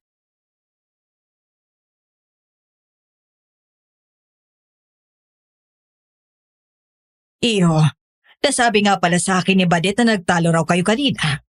Pagpasensyahan mo ng pamangkin kong yon. Bata pa lang kasi siya. Pinangakuan na siya ng lola mo na ipagkakasundo niya kayong dalawa. Matagal na kasing pangarap ni Badet ang makaalis sa lugar rito. At ikaw ang naisip niyang magdadala sa kanya sa ibang lugar. Hayaan mo't naiintindihan naman niya ang sitwasyon. Alam niyang hindi mo siya gusto.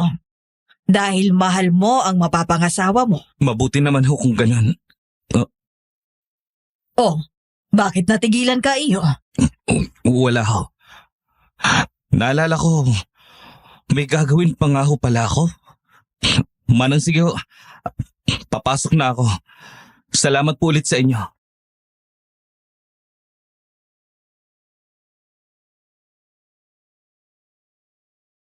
Nagmadali na akong pumasok sa loob ng bahay. Ang totoo, bigla akong kinilabutan dahil may naisip ako nang banggitin ni Manang Rodelia ang pangalan ni Badet. Wala naman kasi akong maisip na ibang nakaaway o nakasamaan namin ng loob sa baryong yon, kundi sila. Naalala ko, unang gabi pa lang namin doon, pinakitaan na nila ng hindi maganda si Tia. Habang ako naman, tinanggihan ko ang pangaakit ni Badet. Si Manang Rodelia na mismo ang nagsabi kanina, hindi basta-basta nananakit ng tao ang mga aswang sa baryong yon. Puwera na lang kung may nagawa kang atraso sa kanila. Dahil doon parang pinukpok ng kaba ang dibdib ko habang namumuo sa utak ko ang ideyang baka si Manang Rodelia at ang buong pamilya nila ang mga aswang na naninirahan sa baryong yon. Sa kaiisip ko tuloy ay buong magdamag akong hindi nakatulog hanggang sa sumapit na ulit ang umaga.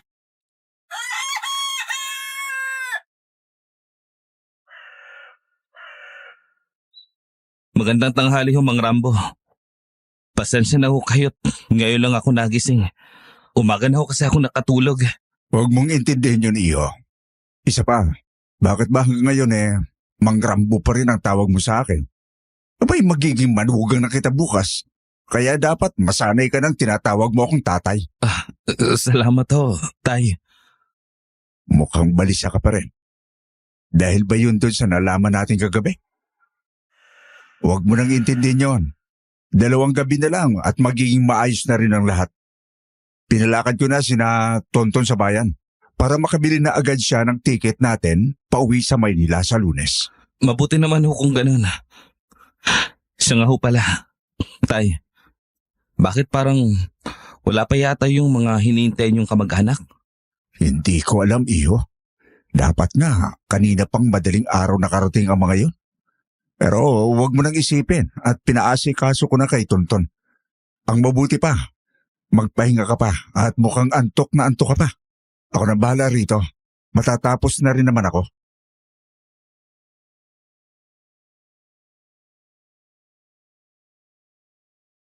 Pinanguan ko lang noon si Tatay Rambo. Pagkatapos, iniwan ko na siyang nag-aayos doon sa bakura namin na siyang pagdadausan namin ng reception bukas.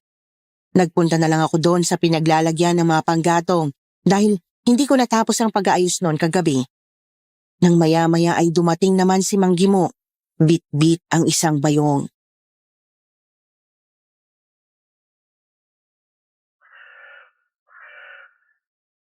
Sir, eto na ho pala yung karning baboy na ipinabili ninyo kay Rodelia kaninang madaling araw. Pinahahatid na sa akin para daw hindi na kayo maabala. Kayo po pala, Mang Gimo. Kasama niyo ba si Manang Rodelia? Ay hindi ho, nasa bahay siya natutulog. Bakit ho? Wala naman ho. Wala ho ba kayong alam na mabibilhan na mga buhay na manok dito? Parang mas gusto ko lang na manok na lang ihanda kaysa sa baboy. Abay, bakit naman ho? Eh sayang naman ito.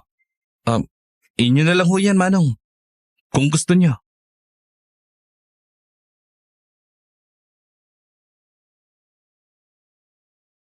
Para akong timang na nabubulol noon sa harapan ni Mang Gimo. Habang hindi ko inaalis ang tingin ko sa bayong na daladala niya. Sobrang lakas ng kalabog ng dibdib ko noon. Nakakahiyamang aminin pero pakiramdam ko, maiihi ako sa sobrang takot. Isipin ko pa lang na may kaharap akong aswang ng mga sandaling yon.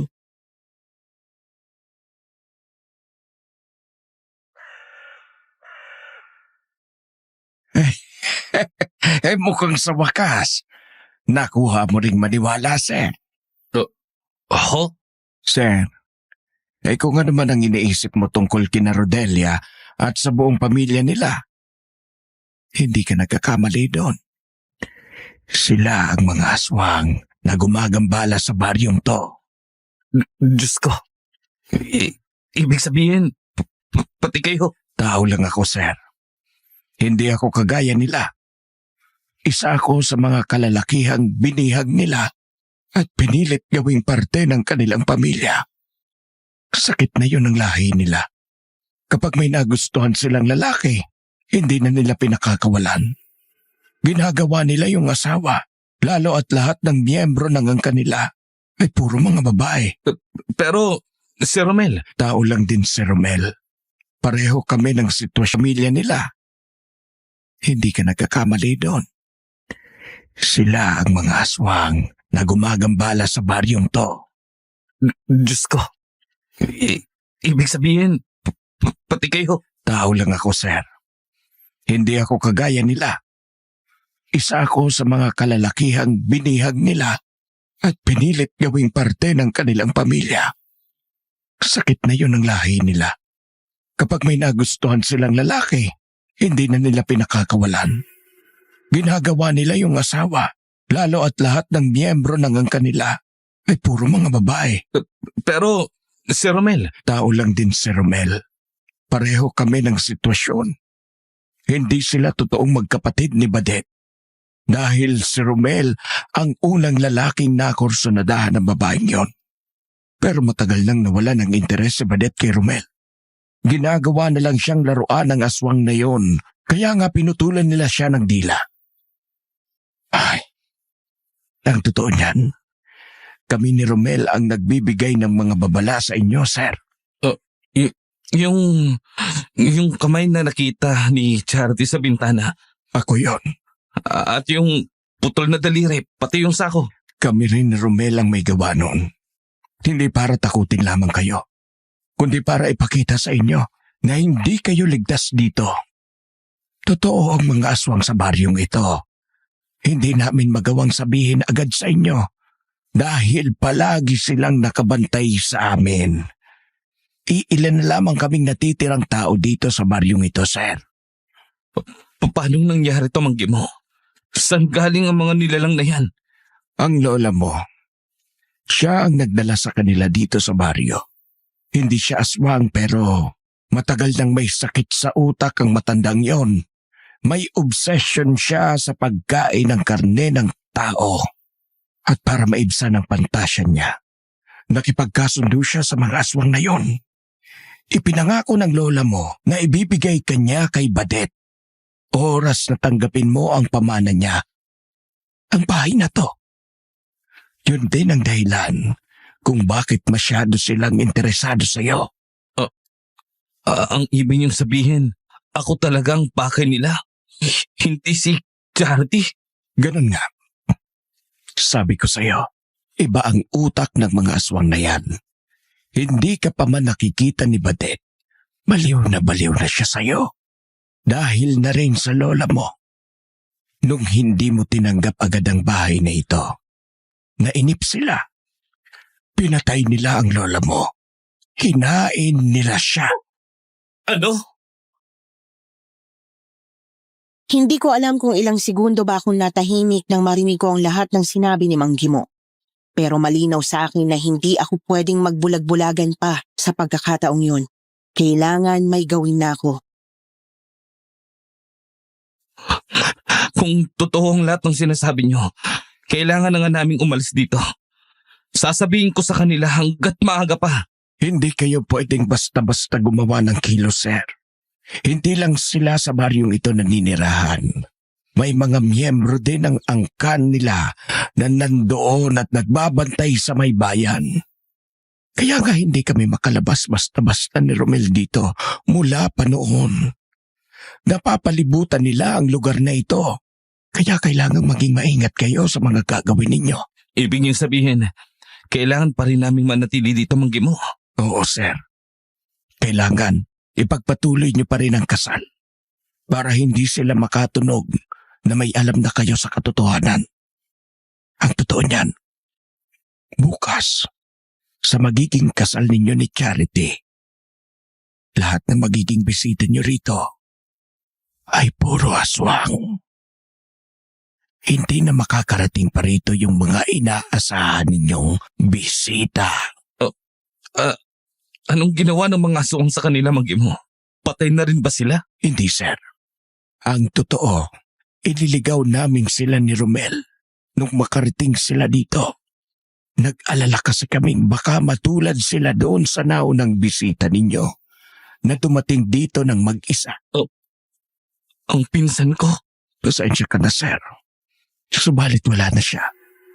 Yung putol na daliring nakita ninyo sa ulam, sa kanya yon. Diyos ko, ang pinsan ko. Para akong mababaliw sa nalaman ko ng mga sandaling yon. Pero pinilit kong kalmahin ang sarili ko dahil alam kong hindi makakatulong kung paiiralin ko ang takot. Nagawa naming iligtas ni Romel ang iba. Sa palagay ko, nandoon sila ngayon sa kabilang baryo. Ligtas doon. May mga nakatirang magagaling na albularyo doon. Kaya hindi yun pinapasok ng angkan ni na Rodelia. Bakit hindi tayo manghingi ng tulong sa mga albularyong yun, ha? Manggi mo. Yun sana ang balak namin ni Romel. Total, magiging abala sila bukas dahil sa kasal. Balak sana naming pumuslit papunta doon. Kaya lang, pasensya ka na. Hindi na natin magagawa yon. Dahil ngayon pa lang, isinarado na ni na Rodelia ang mga daan papasok at palabas ng baryong to. Para wala na kayong maging takas pa. Pinalabas lamang nila kanina ng baryo yung isang kasama niyong pulis. Para lalo kayong mawala ng laban. Kahit ang pare sa kasal ninyo bukas, May balak nilang gawa ng masama. Kaya pala nagpresenta sila na sila na ang bahala sa mga detalye sa kasal namin. Ang akala ko pa naman, talagang gusto lang nilang tumulong. Mga walang iya. Hindi ako papayag na may gawin silang masama sa pamilya ko. Hindi pwede yun, Mang Gimo.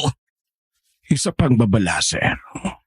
Wag na wag kayong kakain ng kahit na anong handa sa kasal ninyo bukas. Hindi normal na karne ang dinala ko sa inyo ngayon.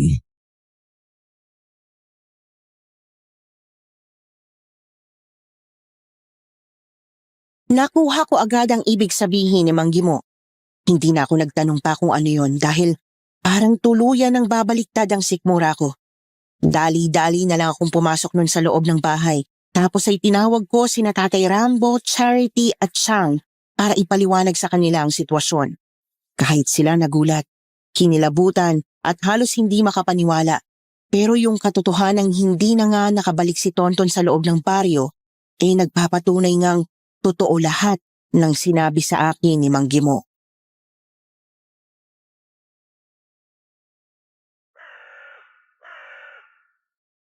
Hindi ako makapaniwalang nangyayari ito, iho. Anong gagawin natin, Primo? Natatakot ako. Huwag kang mag-alala. Hindi ako papayag na may magawa silang masama sa inyo. Anong plano niyo, iho? Gimo, paano natin lalabanan ang aswang? Oh, Diyos ko, sandali at mag-iipon ako ng asin at bawang. Takot ang mga aswang dun, kaya... Hindi sila tinatabla nun. Yung mga aswang na nandito sa baryong to, kakaiba. Iniluluto rin nila ang mga karning tao na kinakain nila. Ang mga putahin nila, parang normal ng pagkain lang din. Kaya nga hanggang ngayon wala pa rin nakakahuli sa kanila. Ano? Paano na tayo niyan? Iyan lang ang alam kong panlaban sa kanila. Maaaring nabubuhay nga silang parang tao, kagaya natin. Pero mga aswang pa rin sila. Mga kampo ng dilim. Mga kalaban ng Diyos. Kung gusto ninyong maligtas, kailangan nyo silang sugpuin sa paraang hindi nila inaasahan at hindi nila kayang kontrahin. Ano yon? Banal na tubig. Lalasunin natin sila. Gamit yon sa mismong handaan pagkatapos ng kasal. Ay, Santa Maria, ibig mong sabihin, pakakainin natin sila ng paihalong badal na tubig? Yun lamang ang naiisip kong paraan para mamatay sila ng sabay-sabay. Pero paano natin gagawin yon? Hindi ba't silang nagpresentang magluluto? Sinama ng Rodelia. Baka makatunog sila. Kung bigla nating aakuin ang gawain yun, Mang Gimo. Diyan papasok ang tiyempo. Hayaan nyo lang silang magluto. Ako nang bahalang maghalo ng banal na tubig sa lahat ng ihahain ninyo sa amin. Gagawa ako ng paraan para hindi nila ako mahuli. Paano kung mahuli tayo? Kapag hindi natin to ginawa, Cha, tayo ang magiging pagkain ng mga iyon. Kaya, lakasan mo ang loob mo. Pangako ko sa'yo, iaalis ko kayo rito ng anak natin.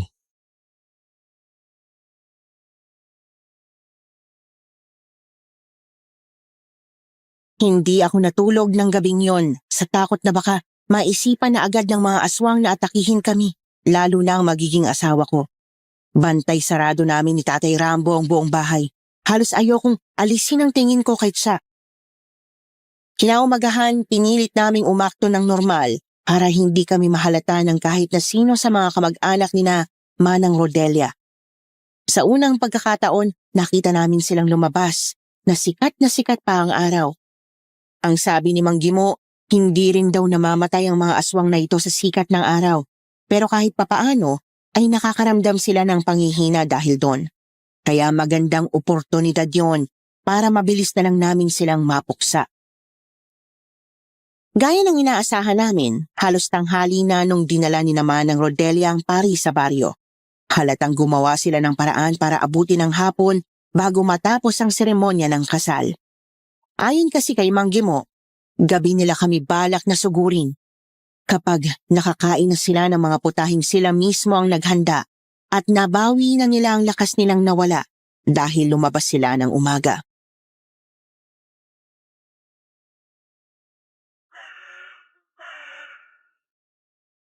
Congratulations sa inyo, Charity, Primo. Sa wakas, mag-asawa na kayo. Naway patnubayan ng Diyos ang pagsasama ninyo sa habang buhay. Maraming salamat ho, Chang. Congratulations sa inyong dalawa. Primo, inaasahan kong alagaan mo ng mabuti ang anak ko. Huwag na huwag mo siyang pababayaan. Kundi alam mo na ang mangyayari sa'yo, ha? Oo, tay. Makakaasa ko kayo. Namamahalin ko habang buhay si Cha. Hindi man naging maayos ang unang parte ng relasyon namin. Sisiguraduhin kong babawi ako sa kanila nang magiging apo niyo. Aasahan ko yan, iho. O siya, payakap nga ako sa manugang ko.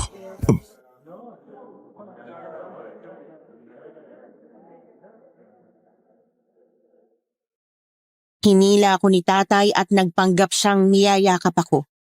Kakatapos lang noon ng kasal at nagkaroon pa kami ng kunyaring kasiyahan at batian sa labas bago kami nag-alok ng pagkain sa mga bisita namin. Sinigurado naming hindi sila makakahalata noon na may alam na kami sa katotohanan. Kahit na ang totoo, lahat kami noon natatakot na para sa kaligtasan namin.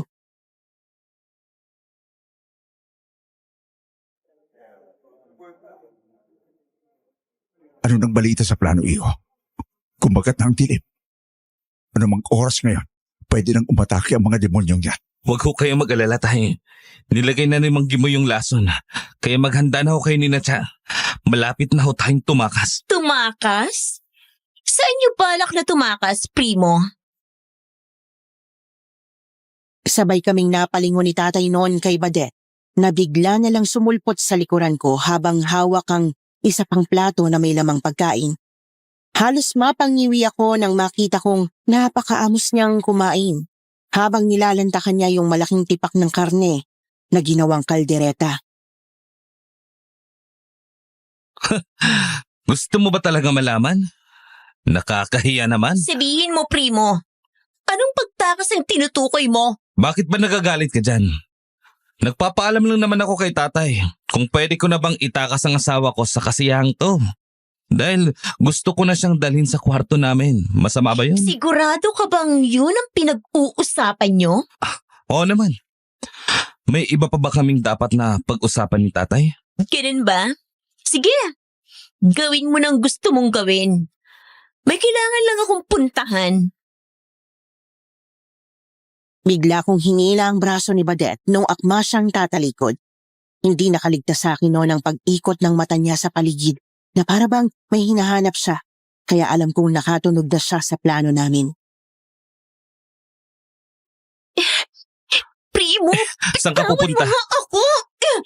Saan ka pupunta? Alam ko kung anong pagtakas ang sinasabi mo. Hindi mo ako mauuto! Tumahimik ka ba, Dad? Hindi! Hindi ko hahayag mawala ka! Hindi pwede! Sinabi ng tumahimik ka! Bigla kong sinuntok si Badet sa sikmura para mapatahimik ko siya. Wala na akong pagpipilian nun. Hindi pwedeng mabuking kami hanggat hindi pa umiepekto yung pangontrang nilagay namin sa pagkain nila. Anong ginagawa niyo sa pamangkin ko? Mga walang hiya kayo! Tia! Tia, ano nangyayari sa inyo? Ang tiyan ko! Parang sinisilaban ang tiyan ko! Pero nangyari... Tia! Ang balat ko! Nahagda sa balat ko, Tia! Mga walang hiya kayo! Anong ginawa niyo sa amin? May inilagay sila sa pagkain siya. Paano niyo nalaman? Ikaw? Ikaw ang may gawa nito! Oh, Rodelia, ako nga. Sa wakas. Sa wakas, makakawala na rin ako sa'yo. Walang hiya ka, Gimo! Traidor ka! Minahal kita! Hindi gawain ng isang nagmamahal ang mga ginawa mo sa akin, Rodelia. Ikinulong mo ko sa isang pagsasamang ikaw lamang ang may gusto. Gimo, hindi mo ba ako minahal? Kahit kailan, hindi! Dahil halimaw ka! Para akong biglang nabunutan ng tinik sa lalamunan nang makita kong naminilipit sa sakit si Manang Rodelia at Badet. Lalo na nang paglinga ko sa paligid ay nakita kong ganon din ang nangyayari sa iba pa nilang mga kabaryo na isa-isang nagbabagsakan sa lupa habang yapos ang mga sikmura nila. Ang iba sa kanila, sumusuka ng kulay itim, habang ang iba ay nawawalan agad ng malay. Sir Primo, pagkakataon na natin to. Halina kayo. Kailangan na nating makatakas. Sandali. Anong ibig sabihin nito? Bakit nagkakaganito ang mga tao sa kasal nyo? Father, mamaya na ho namin ipapaliwanag na mabuti sa inyong lahat. Mga aswang ho ang tao sa baryong to. Mga aswang! Kaya halina kayo. Tumakas na tayo. Anong kalokohan ang pinagsasasabi mo, iho? Imposible ang... Pero bago pa man matapos ni Father ang sinasabi niya, bigla na lang nanlaki ang mga mata niya nang makita niyang bigla na lang bumangon si Badet mula sa pagkakasalampak sa lupa at ngumanga ng pagkalaki-laki na parang sawa. Pagbabayaran yung ginawa ninyo sa amin! Oh, Diyos kong mahabagin! Kampo ng demonyo! Sa sobrang gulat, bigla na lang hinugot ni Father Luis no ng baon niyang holy water at isinaboy sa pagmumukha ni Badet, kaya lalo itong nagsisigaw.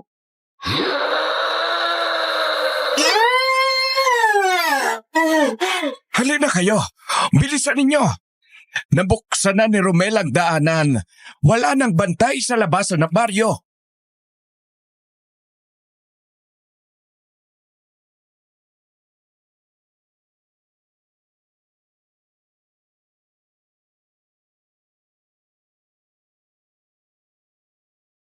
Sa tulong ni Mang Gimo at Romel, nagawa naming tumakas sa baryong yon noong mismong gabi ng kasal namin ni Cha. Iniwan naming namimilipit sa sakit ang mga aswang na kalahi ni Manang Rodelia at nagmadali kaming tumakas hanggang sa makarating kami sa bukana ng baryo kung saan aksidenteng nakasalubong namin si Tonton na may dalang sasakyan.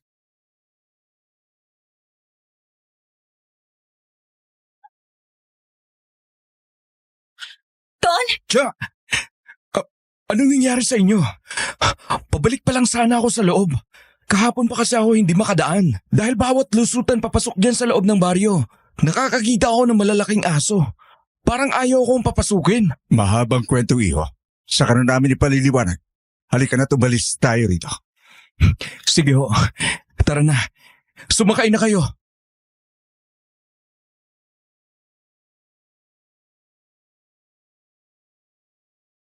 Pagkasabi no ni Tonton, kanya-kanya ng sakay na ang ginawa namin ni Chang, Tay Rambo, Father Luis at siya sa dala niyang jeep.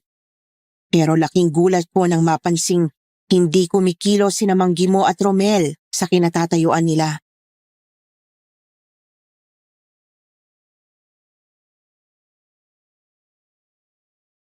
Manggimo, tara na ho. Ano pa ho bang hinihintay nyo? Sige na, sir. Lumakad na kayo. Dito na kami ni Romel. Oh? Anong ibig nyo sabihin? Tara na ho. Oo nga ho, Mang Gimo. Bakit ayaw niyo pang sumama sa amin? Sumakay na ho kayo. Pasensya na kayo. Pero may dapat pa kaming gawin ni Romel. Kami na bahala rito. Ang mahalagay ligtas na kayo. Pero Manggimo... Hindi papatay ang mga aswang, sir. Hindi basta-basta napupuksa ang mga yon sa simpleng panlalason lamang sa kanila. Babalik kami sa loob ng baryo dahil kailangan naming sunugin ang katawan ng lahat ng aswang na yon para siguraduhin wala na sa kanila ang makakabalik pa. Maraming salamat at dumating kayo. Sa wakas, ay magagawa na rin namin ni Romel ito. Manggimo, Lumakad na kayo. Kailangan niyong magpahinga. Naway mabuhay kayo ng maayos kasama ang magiging anak ninyo, sir.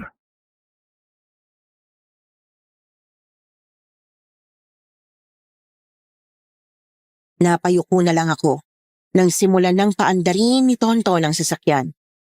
Ni hindi ko na nagawa pang lingunin ulit sina Romel at Mang Gimo para magpaalam dahil na rin sa halo-halong emosyong nararamdaman ko ng gabing yon. Sa isang motel sa bayan kami nag-check-in at tumuloy ng gabing yon. Simula nung dumating kami doon, hindi ko na nagawa pang bitiwan ang kamay ni Cha. Pakiramdam ko noon anumang oras, pwede siyang mawala sa akin. Hinding-hindi ko makakalimutan ang tindi ng takot ko kahit na nakatakas na kami sa banta ng mga aswang.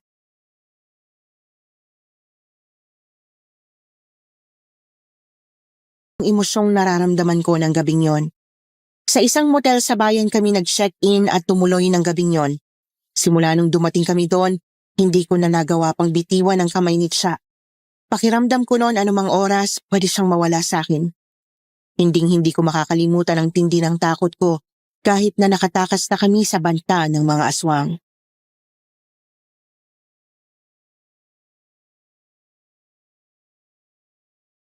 Primo, pwede mo nang bitawan ang kamay ko.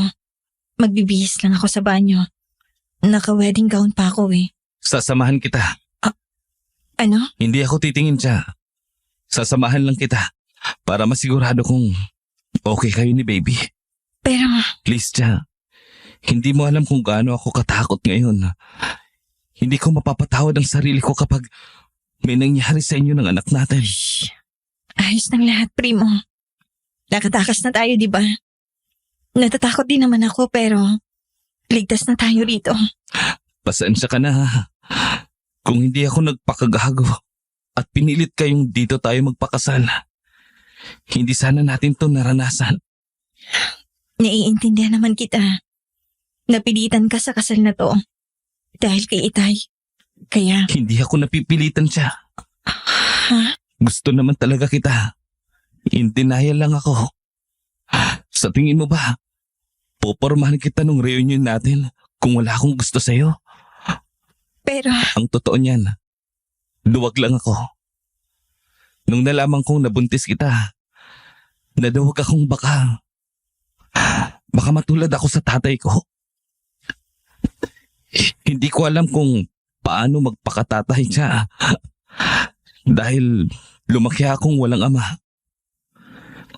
Natakot ako na baka kamuhian din ako ng anak natin, gaya ng nararamdaman ko sa tatay ko.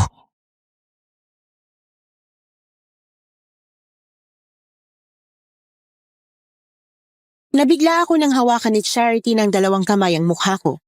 Tapos ay tinitigan niya ako ng mata sa mata na para bang ipinapakita niya sa akin totoo lahat ng sasabihin niya.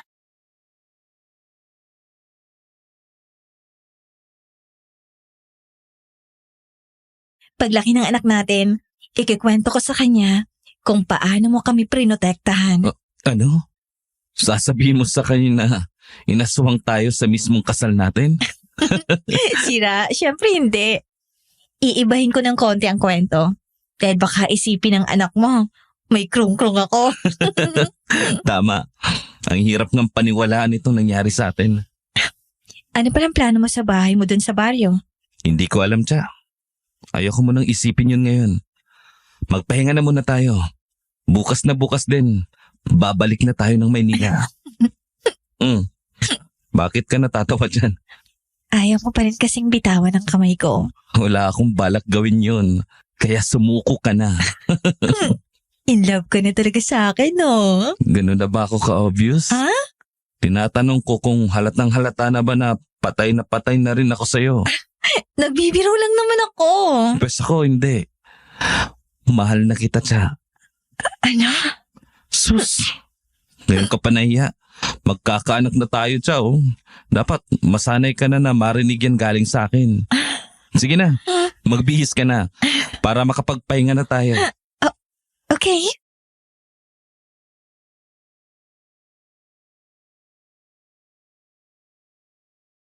Matapos ang gabing yon, bumiyahe na nga kami pabalik ng Maynila. At inasikaso ang mga kailangan naming asikasuhin, gaya ng pakikipag-usap doon sa mga kamag-anak ni Natsa na hindi nakarating sa kasal namin. Naging madali lang yon dahil wala naman silang alam sa nangyari. Ang naging mahirap na parte lang naman ay yung tungkol sa pinsan ko na sa kasamaang palad ay naging biktima ni naman ng Rodelia ayon kay Mang Gimo. Sa totoo lang ay matagal akong hindi pinatahimik ng konsensya ko dahil doon. Kahit na wala namang kamag-anak pang naghanap sa pinsan kong yon, naggaya ko ay ulilang lubos na rin. Hanggang ngayon ipinagluluksa pa rin namin siya ni Chang, ang pagkawala niya. Bilang panata na rin na hindi namin siya kakalimutan.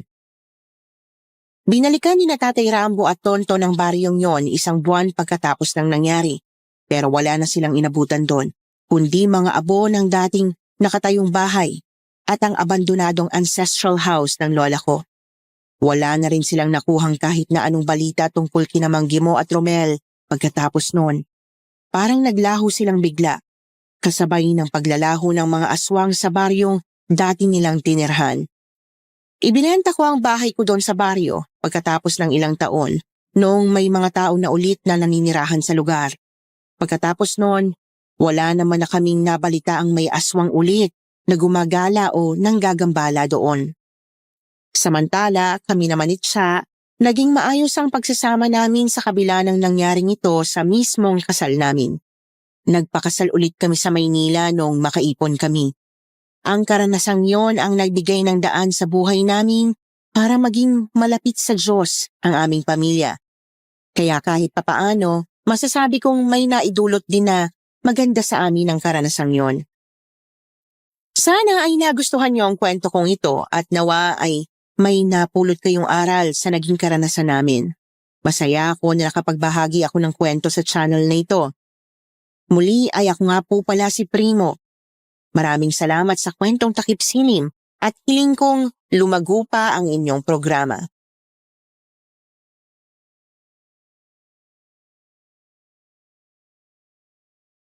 Grabe, napaka-classic pero kakaiba ang kwentong shinare sa atin ngayon ng ating sender na si Primo. Alam niyo mga minamahal naming listeners, habang binabasa ko ito, napapaisip ako. Minsan talaga, hindi natin agad ma-realize na ang pinakamalaking panganib sa buhay natin ay nagsisimula lang din naman sa mga hindi magandang ugali at maling desisyon natin sa buhay, ano? Kagaya ng kung paanong ang simpleng pagdadala ni Primo sa babaeng pakakasalan niya sa isang liblib na probinsya para itago ang katotohanang nakabuntis siya ay nauwi sa isang trahedya at nakakatromang karanasan na siguradong hindi na mabubura pa sa alaala nilang lahat. Ang payo ko sa lahat ng nakikinig ngayon, huwag nating tularan si sender. Kapag may palatandaan na may panganib sa paligid natin, humilos agad tayo. Kuminsan wala namang mawawala kung maniniwala tayo, lalo na kung para naman ito sa kaligtasan mo at ng mga mahal mo sa buhay, hindi ba? May kilala ba kayong may parehong karanasan sa kwentong ito ni Primo? Share niyo naman sa comment section para mabasa namin. At kung nagustuhan niyo ang kwentong ito, samahan niyo na rin ng pag-like at pag-share ng videong ito.